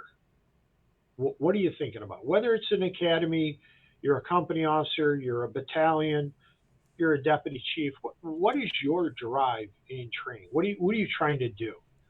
Are you trying to make your people better for the next time? Absolutely. Are you trying to make your people prepared for the next step? Absolutely. But what is your drive to get them there? When I do a career path. I haven't done one in a while because these guys are well on their way. But there's so many young guys that come into the fire service that go, what's next? Well, I want to go to the National Fire Academy. Listen, you don't know which end of a hearse tool's up, so no, you're not going to the Fire Academy. But if you don't give them a path, and I don't mean a punitive path that if you don't accomplish X, we're going to discipline you, or, you're not going to do Y. But if your drive is to get to the National Fire Academy for whatever reason, well, then here's your path on how you're going to get there. And this will work for you. And again, if anybody needs any of this stuff, I'm happy to share. Just drop an email, call you, whatever, and I'm happy to share whatever I got with everybody. I mean, realistically, this is the fire service, so I got it because I stole it from somebody else. So. Yeah, right. I mean, that's how it is. Yeah. Which, man, perfect segue again here. So one of the things I really wanted to talk to you about, because I know you've networked so well over the whole country, I feel like. And I feel like, and I could be wrong, maybe it's just me, but I feel like the area I work in the North Lake County, Illinois area, the networking isn't quite there as it would be in some other areas, right? And I was looking for some insight on how networking can be accomplished and how you get out and do things and meet other people, and what organizations exist where you can be, around people that are into things that you're into. Yeah. Well, and I kind of, when I first got to Lake County with Mundelein, I kind of got that impression that everybody was doing their own thing. And there were certain departments that were, quote, the leaders, whatever you want to call them, the front runners, whatever you wanted to do. And I kind of went up there with the mentality of, I know training. I'm not into Brunacini's customer service world, and I'm not into, Quince and all of that nonsense. I know training. So, I'm not going to talk down to anybody, but listen, let's get down to the nuts and bolts of training. And we pulled together, because Mundelein had a huge factory at the time, we pulled together a really good training curriculum, for sake of a better term, with the bailouts, and there were some departments that didn't want to engage in it. Okay, fine. But like you said with Mickey, I said, Mickey, why don't we come up and let's do lead outs together? Let's throw ladders together. Let's mess around with trucks. Let's do whatever. And then, went a little bit east, and Lincolnshire bought into it right away. We were tearing up cars together. We were using their squads. Wakanda, same way. They jumped on it right away. Countryside was players to a little bit. I mean, they got into it, but we all grew as training organizations. And then I went out to Fox Lake because Kevin Hunter took me out there, had a great time, went to Waukegan. But what you have to do is get people to want to come to training. And how do you do that? Yeah, good question. Well, Mundelein was fortunate enough to get the IAFF Fireground Survival Props. So we trained a bunch of instructors, and then the instructors, we either took the props to their place and they got their people through it, or we all came to Mundelein and we did stuff there. We got a forcible entry door.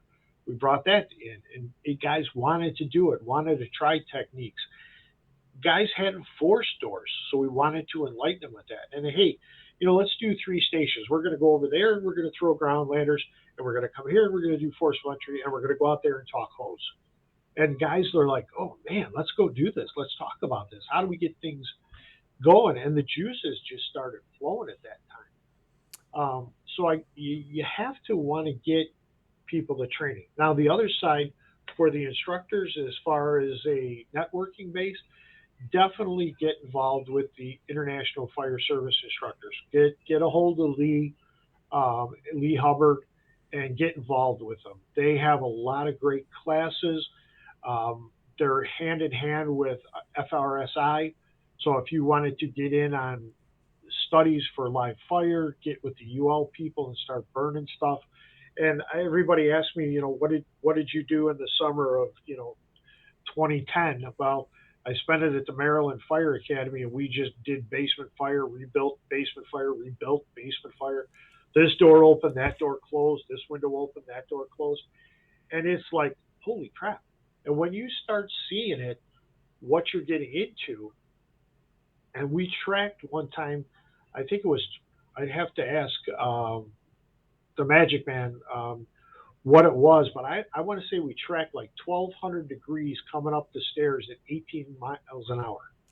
Now you think about that. You're going down into a basement and 1,200 degrees is coming at you at 18 miles an hour. How do you crawl faster than 18 miles an hour? You can't. It's impossible. Yeah. So once you get that side of it and you start getting this stuff, that's where the information comes from. So if you're looking for networking, I would say the International Society of Fire Service Instructors, get with Lee. Whether your department supports it or not, it's the best $150, $180 you're going to spend. But it opens up doors of guys across the nation going back and forth about what's going on, what's not going on, what's working in their organization, what's not. After that, what I would think of is the National Fire Academy, because they have a training curriculum out there that's fantastic. And I talk the National Fire Academy up and down because I love the place. It is a fantastic experience that, in my opinion, if you're going to strap the bunker gear on, you got to get to the National Fire Academy at least once. And you may go there and say, listen, it ain't for me. I didn't like it. I didn't like being away from home. I didn't dig it. Cool. That's good. But now when the young fireman comes to you and goes, hey, Alex, I'm thinking about going to EMS, blah, blah, blah, at the Fire Academy, what do you think? Well, it wasn't for me, but the class was good. The instructors were good. The food sucked, which it doesn't. The beds were uncomfortable, whatever you wanted to say, but you're speaking, the horse is coming from the horse's mouth now. The topics are from the horse's mouth. So those are the ways that I would get to networking. And the more you bump into people, the more you're just going to find somebody. And it's like, okay, you know what? I remember this guy from Lake Zurich who had this, whatever he did, his blog, and I want to do something like that out by us. Hey, Alex, how do I get started with this thing? What's the easiest way to do it? And you just go. Yeah, honestly, this is opening doors for me in that way. I mean, the next 2 guys I'm going to have on, I've known but not really talked to in that regard. And then even the prior one with Wolchez, like I've known who he is, but I've never talked to him like that before. So, and firemen always want to talk. I don't care who they are. They want to talk. And if you drop a quarter in them, they're going to give you something on something. It may not be what you want to hear. It may be off color, or I don't want to say off color. That's not really the right word, but you may get that nugget of information and it's like, oh, okay. And it may be something they want to get off their chest, honestly, that I just want to talk about. Yeah. Yeah. So I think you have to stay at it because it's a hard world to break into. And, um, but as you start to part the waters, you will break the ice, you're going to start to feel that it's starting to catch. You're getting momentum built up. And I think for the hometown spin, like you said, northeastern Lake County, I think the way you get involved is firemen all know each other. So everybody has known each other, or I've heard of you and I know of you. So like Mickey, when I met Mickey, I had heard his name before. But when we got together and really started meshing minds on how to do trading, Eddie Lesher is another one from Fox Lake. He's a great guy. Lienhardt, I mean, I knew him as a dispatcher, but I didn't know he had an interest in training. It's when you start to build these relationships and you start to pull people together, and now you bring even two companies together to throw ground ladders. Hey, we're going to take an hour, 2 hours and throw ground ladders. Just toss them, whatever. Helmets, gloves, and your duty boots. Let's go throw ladders. And before you know it, like we talked about at the wedding, you're talking fire stuff. Hey, what's your contract say about this? What are you guys topping out at these days? And that's the kind of stuff that starts to build that rapport that, hey, you remember when we went through ladders with Lake Zurich? That was kind of a cool time. Like, maybe we should get together and look at through their rigs and let's look at extrication stuff because we do a lot of pin-ins together. Let's look at extrication stuff. Before you know it, it's SCBA. Hey, how do we hook our RIT pack to your RIT pack? How do we buddy breathe with you? How do we get in and out of buildings with you? Hey, Lake Zurich, we got a garbage building. It's a bowstring truss, wide open, heavy fire load. We want you guys to come walk through with us because you're our first due truck. So I mean, if you throw the bobber out in the water and start talking about it, you'd be surprised how fast you can gain some traction. Sorry, I'm taking notes. I do. You got my phone. Multitasking, I love the thought. Throw the bobber out, and you'll get a bite eventually, right? Oh yeah. You had chimed in on one of the other ones, and it was about recruitment retention, which is obviously it's a big hot topic in not just our area, but pretty much everywhere. It seems like right now. Yeah. And just wanted to expand on that, right? Obviously, applicants are down, and we're seeing that everywhere. Well, I have a little take on it, and with my dealings with the Illinois fire chiefs, from my perspective, and this is just me talking, I don't believe the recruitment is the problem. In that, and I'm going to drag you in on this discussion a little bit. Mm-hmm. So I don't think the recruitment is the problem because how do you change our job? It's 24/48. You're going to miss Christmas. You're going to miss birthdays. You're going to miss holidays. You're going to miss meals. You're not going to get a full night's sleep. You got to go out when it's cold. You got to go out when it's hot. You got to put the fireman suit on both times. So I don't know how you change this job. So let's take that piece and put it aside. That's pretty much a given. So I don't know how you change recruitment. My thinking is, me personally, my thinking is the workforce has changed. There's an excellent article out there that my fire chief sent out that was dealing with a declining workforce.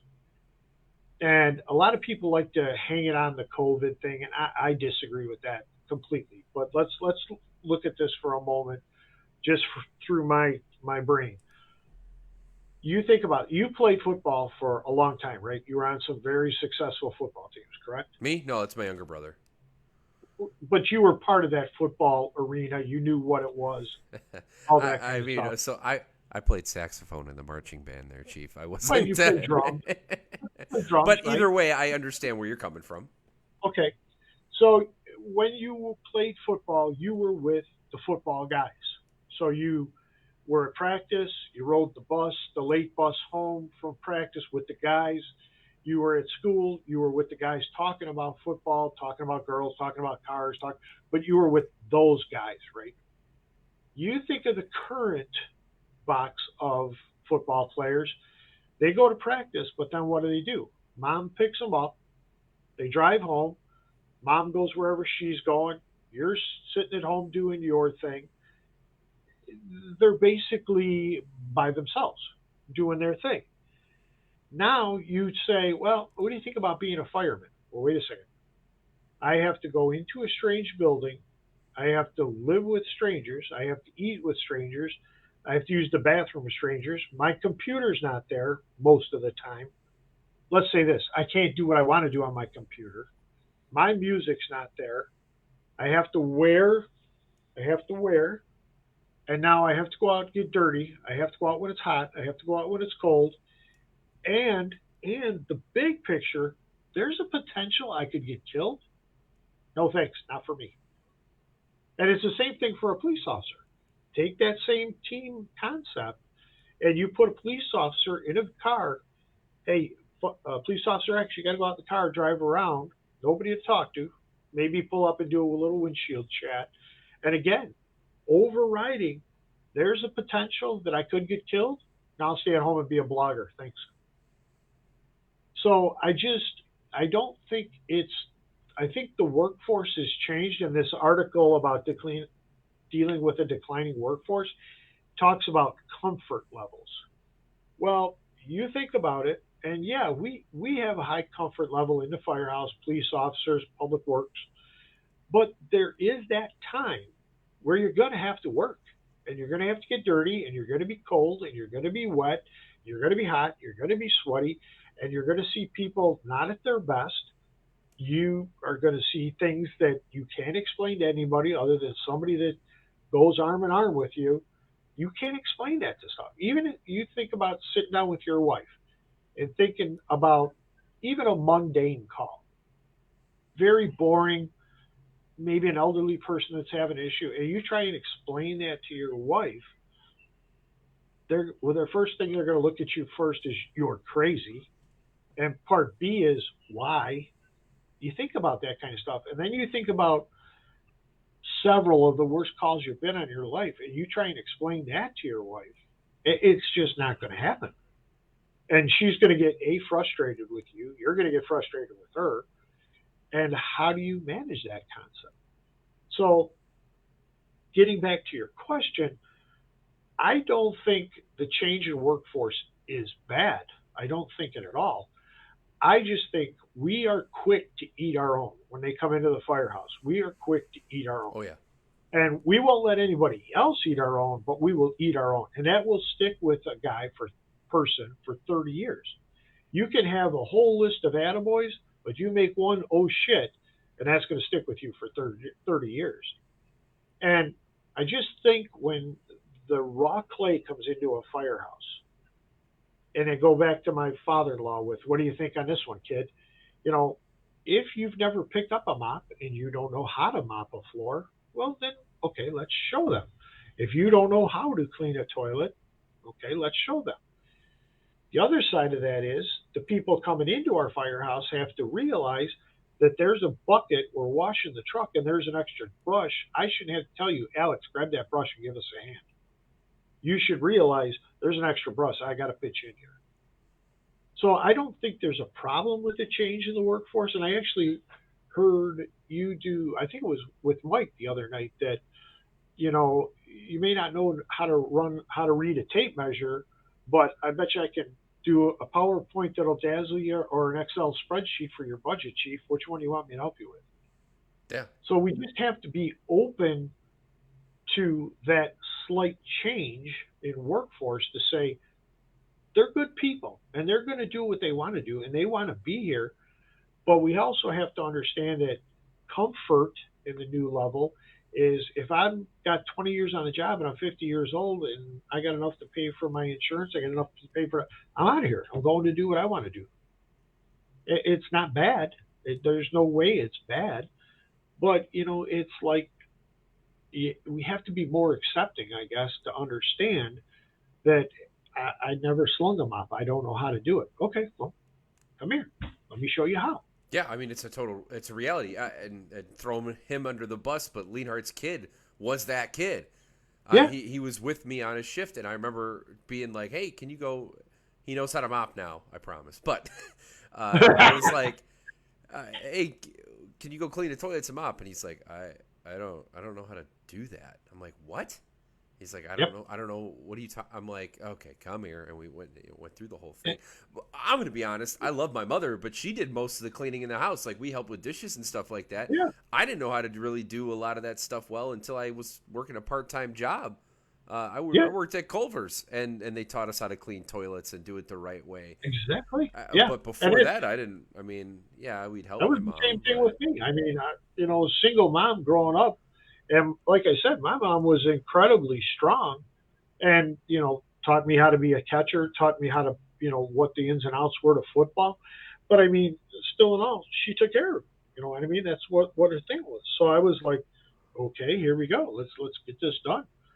And, you get that piece by getting out and working, seeing what's going on, working hard, because, even as a single income parent or, I know firefighters back in the day didn't make a lot of money. So mom was working, dad was working, and you had to go out and do stuff. So, you get to that point in your life where it's like you kind of got to learn this stuff and pick it up on it. So it's good and it's bad. But now, you talk about working and people look at you like they're green. I got to get home after school and I got to do homework and then I got to get on my computer and do whatever I do on there. It's just different, and the fire service needs to be more accepting. We always talk about 300 years of tradition unimpeded by progress. Okay, I get that, and I get this, and it goes hand in hand, sort of. I get the hair on the back of my neck standing up when people say, our culture stinks. No, our culture doesn't stink. Our culture is how we've learned to be where we're at right now. Our perspective is failing us because you're fighting firefighter tactics. You're using fire tactics at your grandfather's fire. Shit ain't built like that anymore. Wake up. I'm not a hit it hard from the yard guy or, afraid to go inside of that. I'm more in tune with doing what the fire needs so we're safe to do what we have to do. So if you have to give it a 10-second blast from the outside and you're safer to go in and make that grab or you're safer to go in and extinguish it, you're still going to get dirty. Your borks are still going to get dirty. You're still going to have to decon. You're still going to have to go through rehab. Give the fire what it needs and then move from there. Yeah. So I get the piece to take away from, I guess, after you're listening to me ramble is our culture is not broke. We don't teach people about our culture, but our culture is not broke. You look at the Worcester 6, the Charleston 9, all the line of duty deaths, all the line of duty injuries, the current stuff going on, cancer research, all this kind of stuff. Our perspective is what's off, not our culture. Our culture is just fine. And we keep building it. The only problem is we're not teaching it. And you think to your organization, anybody that's listening in, think to your organization, sit at the table tomorrow and go, tell me what you know about Brett Tarver, and watch what people say. Tell me what you know about Black Sunday. Tell me what you know about the Worcester guys. Tell me what you know about the Charleston 9. You may get little snippets, which is better than some, but I've gone to some places where they just look at you like, okay. Yeah, I mean, there's a and that's our fault, right? Like as an industry, that's not you can't blame a kid for not knowing that and coming in. No. That doesn't make but we do. We can't blame them, but we do. We do, yeah. And then we'll say that nobody's Brett attached Tarver, to history, but we don't give them an option to be attached to it. You think about Brett Tarver. That was the first original down and dirty case of rapid intervention. And Phoenix is one of the most progressive fire departments to this day in the nation. But if you think about it, people don't know. Yeah. Yeah, he was a guy killed in some sort of store, right? Okay, well, that's a shame right there. Yeah. So, I mean, it's just, I get kind of hinky when people start talking about our culture is messed up. Our culture is just fine. Where we're messed up is perspective. Yeah, I love it. Absolutely the truth. I do want to go back. I did have a question in the audience. So Jim Cook was asking, in terms of the recruitment and that kind of stuff, is a general decline in community service in terms of just our day-to-day life? Are people not thinking I would agree of with that. Yeah. I would agree with that 100%. But I also think it's sort of, when we have this discussion about building new firehouses, everybody wants a firehouse in their neighborhood, but I don't want it next to my house. So everybody wants customer service. They want to be taken care of. And I heard it several years ago. We're the last line of defense. So a pipe breaks in somebody's basement and starts filling their basement up with water. Who are you going to call?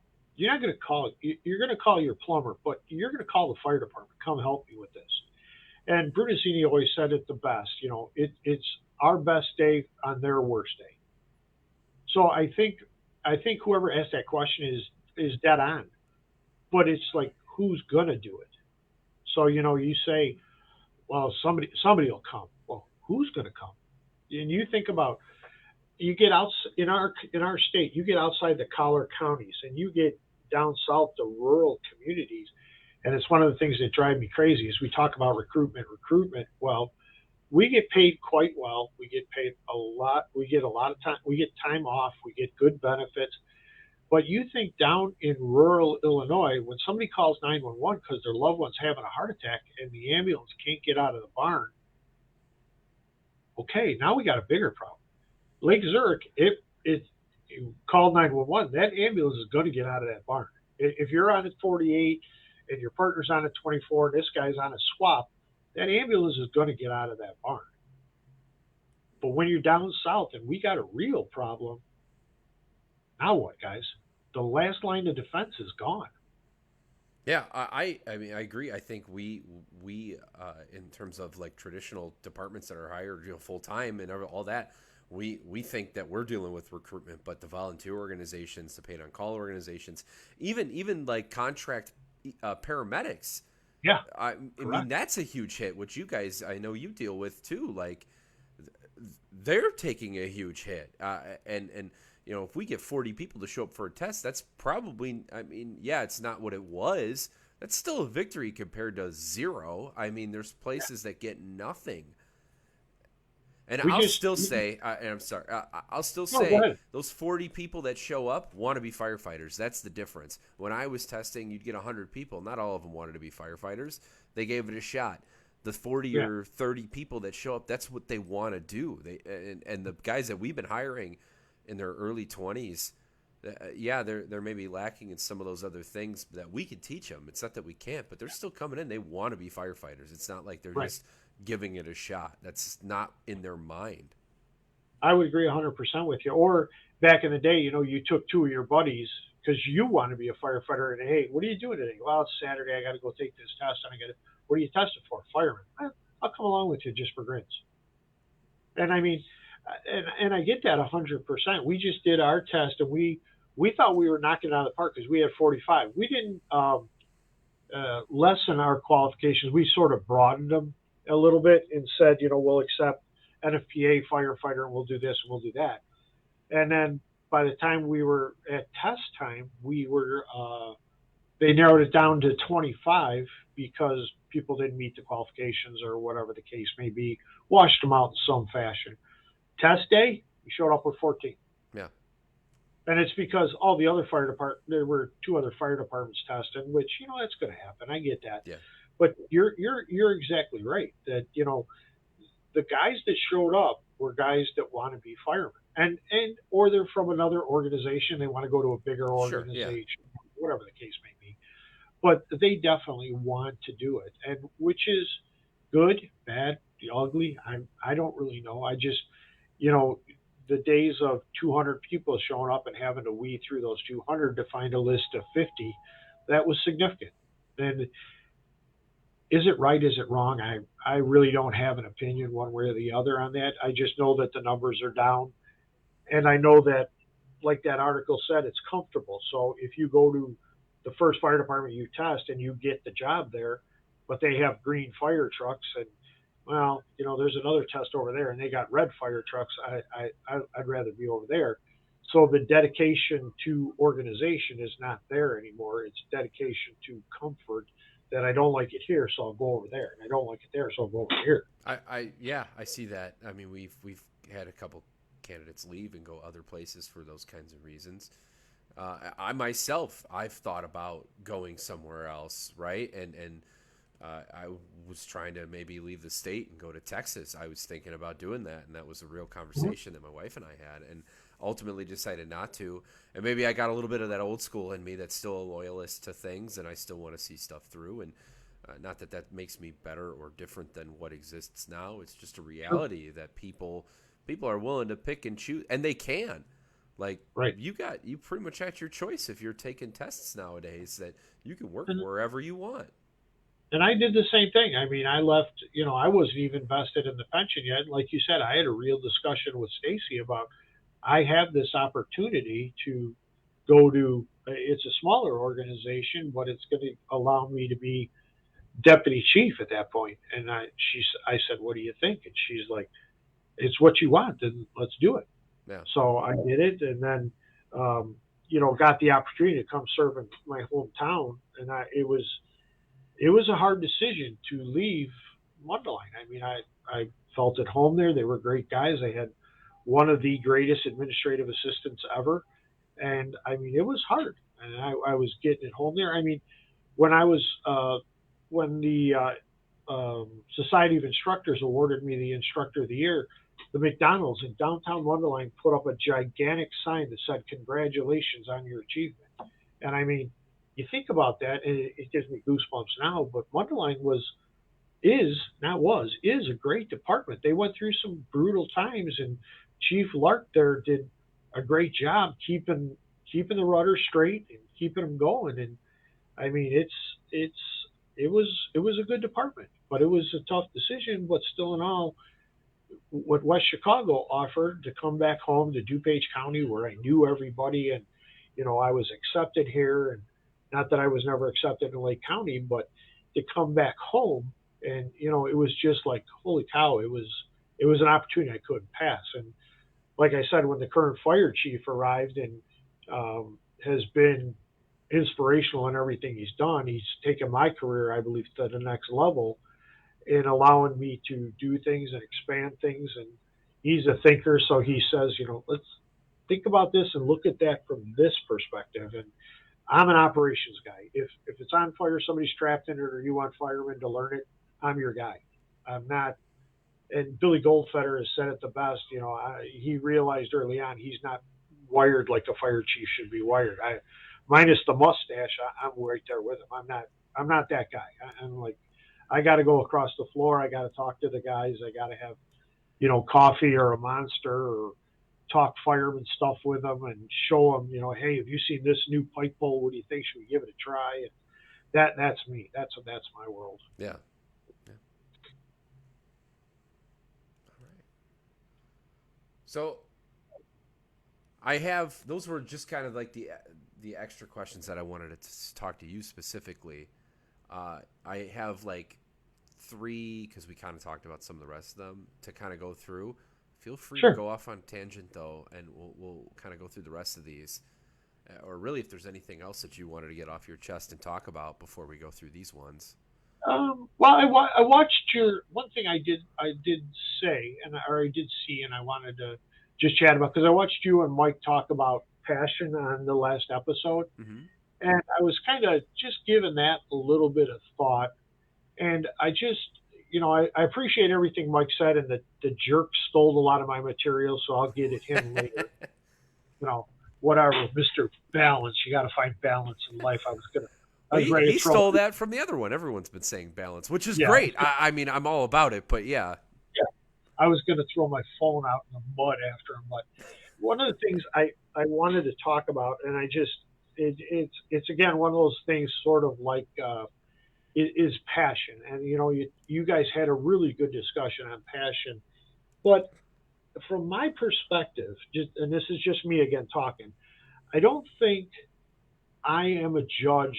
I can judge anybody's passion, because you look at somebody's passion, and however you want to register it. But if you look at me, what are you judging my passion on?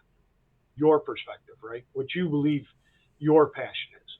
And I can't judge another person's passion because, their tools aren't clean, or they're lackadaisical with their air pack. It just, I can't judge that. That's not me.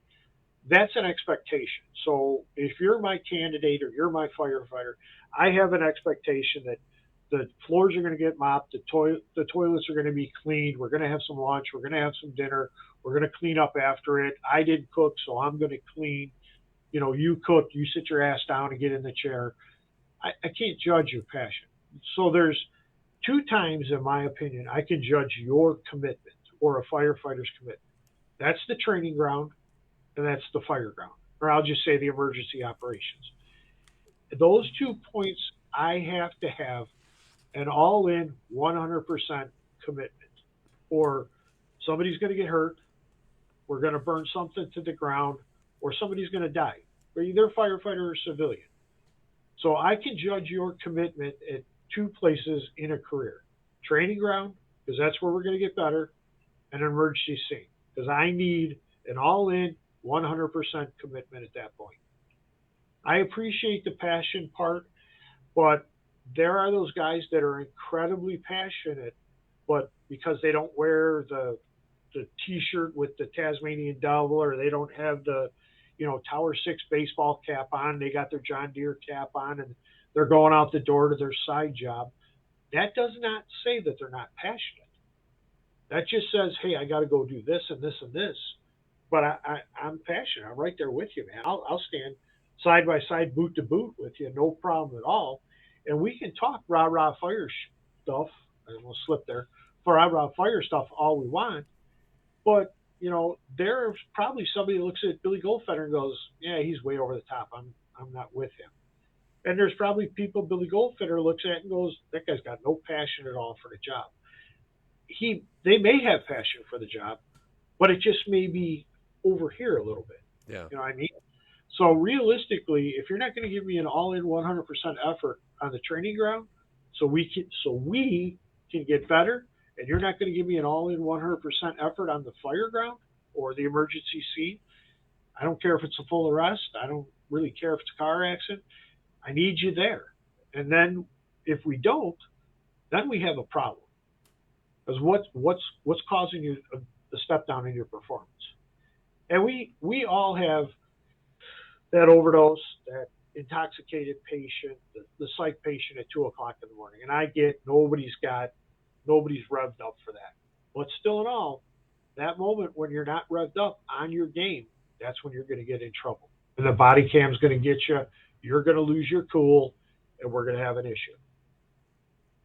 So that was one of the things I wanted to get. I don't think passion is a bad term, and I don't think it's a distasteful term. I just think to say you can grade somebody's passion, you just can't. And it's undeserving, because you're grading them against what you believe.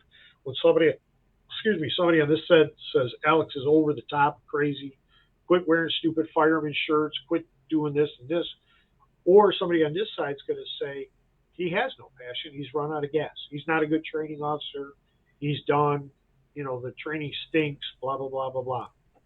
So that was just one thing I saw in your guys' interview, that I don't think it was bad, and I don't think Mike's points were wrong.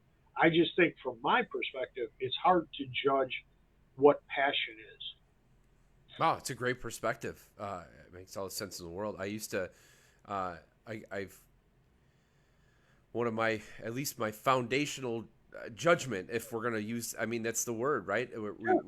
It's judgment for people. Is, are they going to get me killed, and will they drag me out if I'm in trouble? And if they can do those two things, then we're going to get along.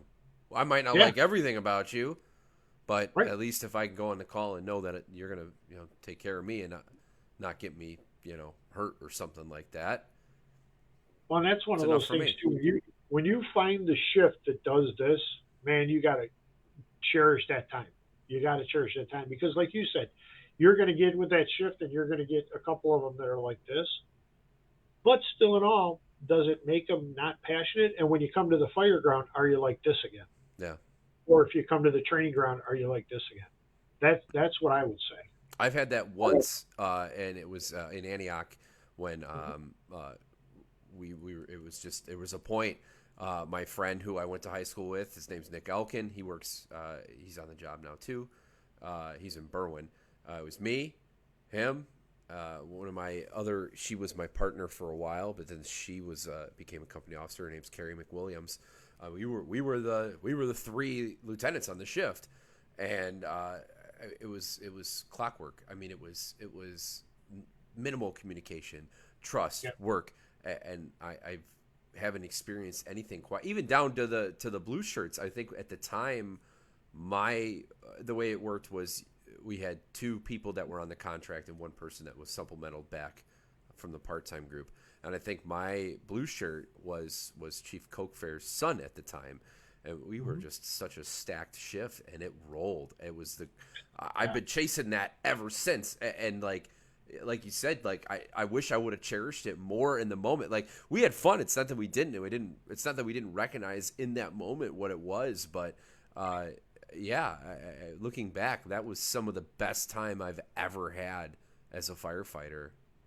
And I think to a point, we didn't talk about leadership much, but I think that's what makes a good leader. That even though you may have this shift, if you pull them together like this, training and fire ground or emergency scene, that says volumes to your leadership. You may have 8-ball and oddball over here, but when they get on the rig and strap the bunker gear on or get off the ambulance and they're ready to go, that's still a great feeling. So you got to relish that too as well. Yeah. And it speaks volume to you as a leadership when you can bring that together. Yeah, it's such a great feeling. It really is. Yeah. I mean, realistically, and you and Mike had this conversation, and every now and then you got to sit down and take a breath that this is still the greatest job going. And I used to tell the academy classes that I used to teach in, you have to think of yourself riding in a fire truck in a parade. And when those kids are waving at you, their father may be driving a Maserati as a brain surgeon, making a gazillion dollars, living in the biggest house in Lake Forest. But when that kid looks at you and waves at you, that kid, for that amount of time, wants to be you, which makes this the greatest job in the world. And Lasky says it the best. Where can you go? What profession can you have where people open the door, let you in their house, take you up to their baby's room, and give you their baby and say, help me with this? There is no greater job. Yeah. Yeah, it has its downfalls, and yet we go round and round when we negotiate union contracts or, when we're talking tactics and you know how to get the biggest fight in the firehouse. You can say something bad about a guy's wife, but you ask him why he pulled an 1 3/4 instead of a 2.5 on an attached garage fire.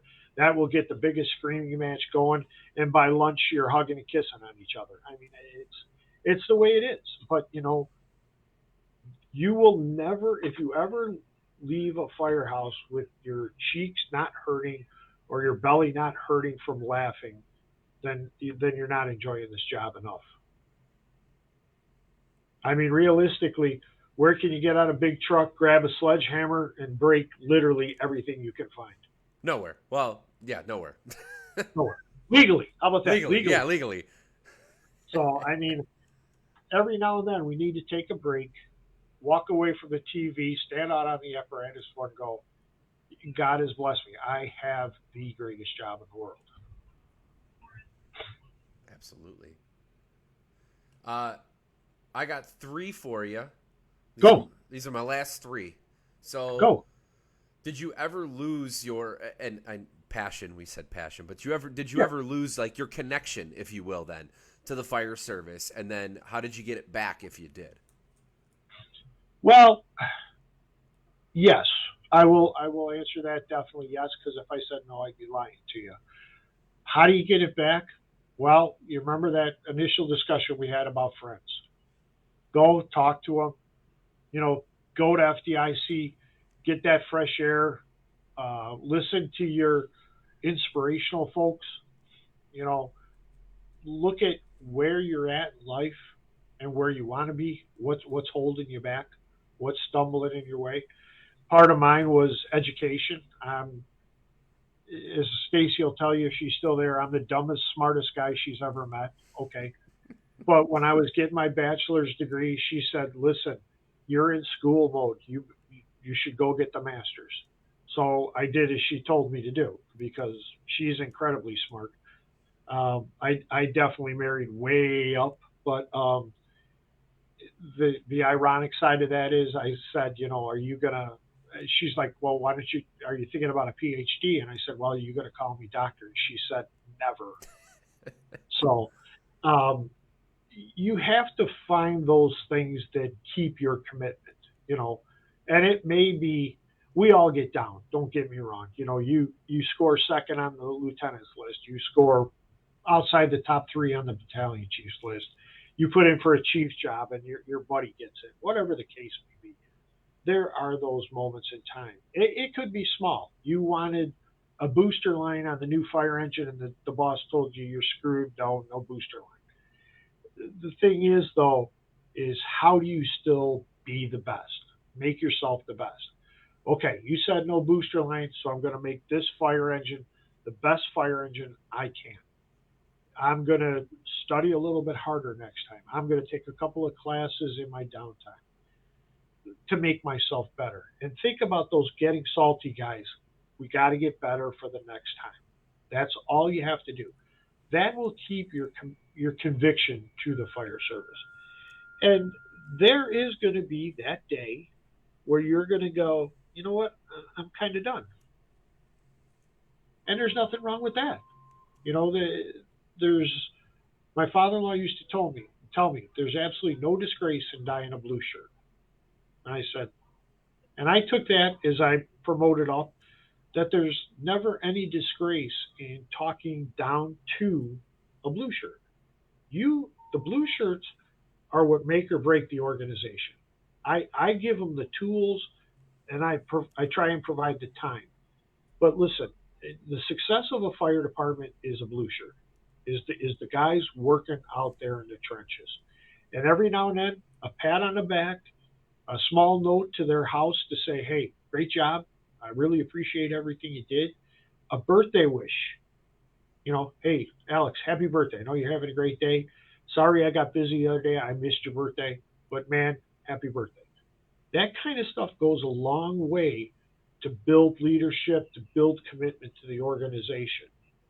So, I mean, that's what drives me. I want to see guys. And, you know, we've had West Chicago, we had three guys take positions in other organizations. And people were going to my fire chief going, hey, you're losing all your leadership. He goes, no, I'm spreading my leadership throughout the county. I don't think that at all. And I said, man, that is an awesome way to put it. Yeah. You know, that guys are prepared. They know what they're doing. They're comfortable in their skin. Go out there and lead. Absolutely. West Chicago can only have so many people on top of the pyramid.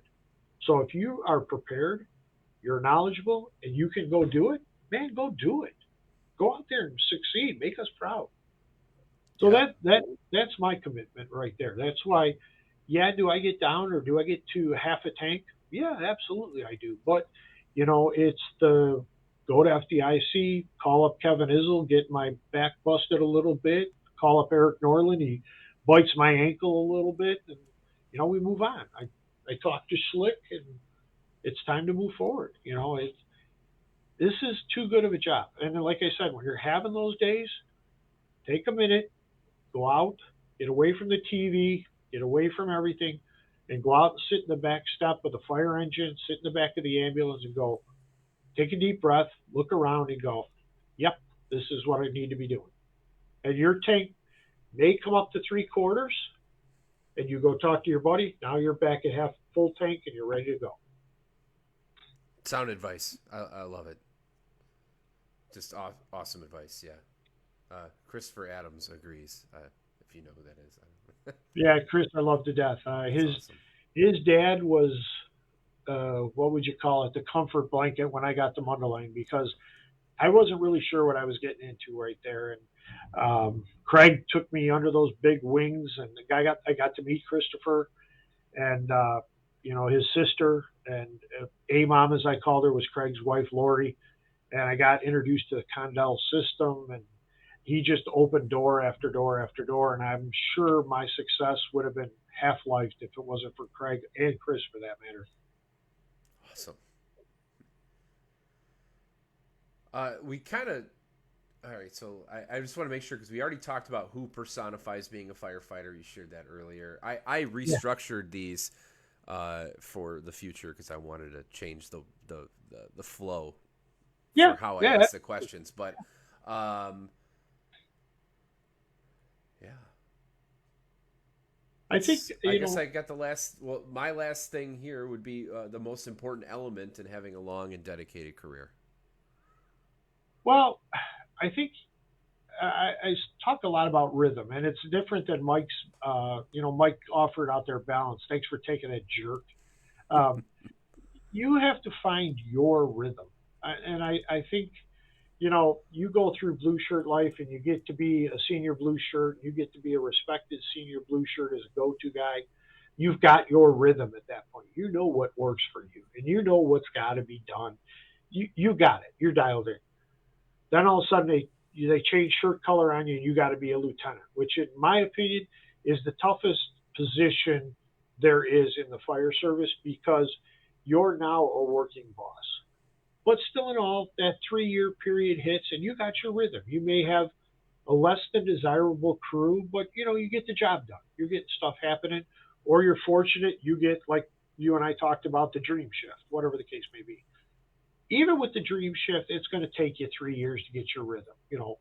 A couple of fires underneath your belt, a couple of serious ambulance calls, maybe a couple of car wrecks underneath your belt. But now you're starting to figure out what works for you and how you're going to work. And then they throw battalion chief at you. And again, you got to find what works for you. But the core element right there is your rhythm. What works for you? You were a good fireman. You were a good lieutenant. You're making the move to battalion chief, deputy chief, fire chief. What's going to work for you? There are a zillion classes you can go to, but until you sit in this office, that office, or one of those cubicles as a battalion chief, you don't know. You don't know what you know. Like you said perfectly, I didn't know what I didn't know when I got hit in the head with a nozzle. Okay. And that's going to happen. And it's going to be okay, but own it. Hey, I kind of screwed that up. I'm not going to do that again. Or, you talk to your friend group and go, hey, I got this or that. What do you think? Have you ever been through anything like that? And that's where you get your pieces of the puzzle to put it together so you have a long, successful career. You're going to have those days where and you got to build back from it. No problem. But, you pull yourself up by the bootstraps, talk to your friends, clear your mind a little bit, and let's move on. Let's go. What's the next thing? And challenge me. But I think where people fall into things is they get outside their lane and start getting into whether it's questionable areas over here, or they kind of come over to this side and they forget where they came from. Remember, I don't care how much gold you put on your collar. If the guys are washing the truck and you're walking past the room and there's an extra towel, take the 5 minutes and towel the truck off. It's okay. You can do it. Nobody's going to say, give me those bugles back. Nobody's going to think of you as any less. If they're rolling hose after a fire, after a training session, it's okay to roll hose. Your fingers aren't going to fall off. They're not going to take your computer away. But take the 5 minutes and remember where you came from. And that's was always my feeling as a successful career. I mean, my father-in-law instilled it. Several of the senior men instilled it that I've had the pleasure to work for. There's been chief officers that have said things that I disagree with that I will never say or follow up on. But that's that piece, like we talked about earlier. You take the good and you take the bad. The bad, never going to do that when I'm a boss. You take the good and you go, that was good, but how would Alex take that good and make it Alex's? It's awesome. Awesome advice. I mean, I don't think we can end on anything other than that. That was solid. Well, I'll just Man. I know because you gotta get your sleep in because you're such a good looking fella. But For now, until those kids do more to me. right, uh, I think if we could close on just one thing, I just want, if you're out there, you're listening, or you're going to listen to the replay of this, we got to do better jobs of taking care of ourselves. And I don't mean, the nutritionist, eating healthy and all that stuff. That's all given. That's all given, all given. But do the right things, guys and ladies out there. Check in a saw, wear your hearing protection. I got new hearing aids at the recommendation of my fire chief because he's looking out for me always. I got new hearing aids and they're fantastic, but I know what it's from. Riding motocross, playing the drums, and running saws at high rates of speed. Now, granted, I'm not on the soapbox here, and I'm not saying every time you start a saw, you're going to a roof and you got to cut a roof. You got to get your job done. But wear them. Even if you just wear them, checking the saws, walking around the trucks, running the pump test, protect your ears. Same thing with your eyes. We go to extrications, we go to training, and we don't wear safety glasses. Protect your eyes. Third thing, wear your damn bucker gear. Hood up. I would challenge you to look at a picture of a guy from FDNY at a fire, and he does not have his hood up. Even if he doesn't have his face piece on, he has his hood up. Decon your gear, decon you. And lastly, go to rehab. Firefighters are some of the bravest people across the nation. Why are we afraid to go to rehab? A blood pressure cuff on your arm. You are brave. You are a strong person. Let them put that blood pressure cuff on your arm and take your blood pressure so you get up in the next morning and go home and see your kids. It's okay. And if we got to take you to the hospital because the paramedics say you're up, you got to go, then go. It's okay. Let's get it taken care of before your daughter, your son, your loved one wakes you up and you don't wake up. So just let's take care of ourselves, guys. It's okay to eat the crap once in a while. It's okay to drink the Monster once in a while. But every other time, drink the water. Get hydrated. So just do that from me to you. Let's see if we can knock down this line of duty death thing is even more if we can. And just be safe out there, guys. Use your common sense. I appreciate it. Thank you. Anyone real quick? If you got any questions here, otherwise that's gonna be it for me and Chief Leidig here. One little thing I'll drop here, and I'm not sure how familiar you are with the story, but Chief Cokefair, John Cokefair, just said pay to someone else to test the hose, and I don't know if you know the story about what happened with his son. Yeah. Chief Josh and I are actually talking. We're going to have him on after he's done with Louisiana. He's doing the hyperbaric chamber treatment right now for a traumatic brain injury, and wow. he's in Louisiana. He's in close to New Orleans, I believe. But yeah, they're. I would agree with Chief Coke. Chief Cokefair has never steered me wrong in anything, and he was another one of those guys that I met in Lake County and just totally appreciated him from the get-go, and he's always been outgoing, heartfelt to me, so I can appreciate that 100%. I am totally with him on that. But, again, when we look at a broad sweep of the fire departments across the nation, there's people that just can't afford it. They got to do it. So I would say, I would agree with Chief Cofair. If you have to do it, you have no option. Just do it safe. Yeah. Yeah, be a little more aware of what can happen for sure. Exactly. Yep. All right. Vandenberg got nothing? Vandenberg had, he's got his little things. He's listening. He's Oh, I thought he was going to give me a shot about another shot about a tiller or no, he something. just had the tiller thing. That was it. Yeah. Yeah. That's my thing. That's my thing. Never going to happen, but that's my thing. Hey, you know what? You gotta shoot your shot. Yeah. Right. you can't just give up like that, right? Yeah. Well, Chief, thank you for coming and talking to me. I really appreciate it. It was a great conversation, and I loved having you on. And I'm Yeah. sure we can do this again. Yeah. I look forward to it. I'd love to. Yeah. I really had a good time, and all the success with this. I hope it explodes for you. Yeah, it's pretty cool to be able to talk to people in this context, and I just don't get it that often. So I'm pretty lucky to be able to be doing something like this. Yeah. So, Absolutely. Yeah. Absolutely. And congratulations with it too. I appreciate your dedication and everything. I remember us meeting in the back room about interviews and everything like that. So it's just been to see your success is really heartwarming. I really truly appreciate everything you're getting done. I don't know if you know this either. You taught my instructor one when I worked for Antioch. Like you were at NIPSTA. Oh yes, Yeah. I don't remember you being in there though. But I mean, the Vista classes kind of all do this. I don't blame you whatsoever for not real. I mean, but yeah, I can't remember the year. Probably 2013 or 2012, something like that. But yeah, you taught my instructor one class. Good. Back But in the yeah, I day. just it's very nice to see your growth and how you're carrying yourself as you move on. I mean, knowing your family and everything else, it's well, especially knowing them after the last 8 years, it is just incredible, and it's not a surprise. It's not a surprise at all. I appreciate it, Chief. I really do. I really Absolutely. do. Well, I'm going to end the live stream here. So thank you guys if you were watching. And yeah, see you on the next one. Who you have next? Who's the next one on the show? My next one is Craig Gilsinger. So he's a Lincolnshire fireman. He's about my age. He's a lieutenant. And he got started really young.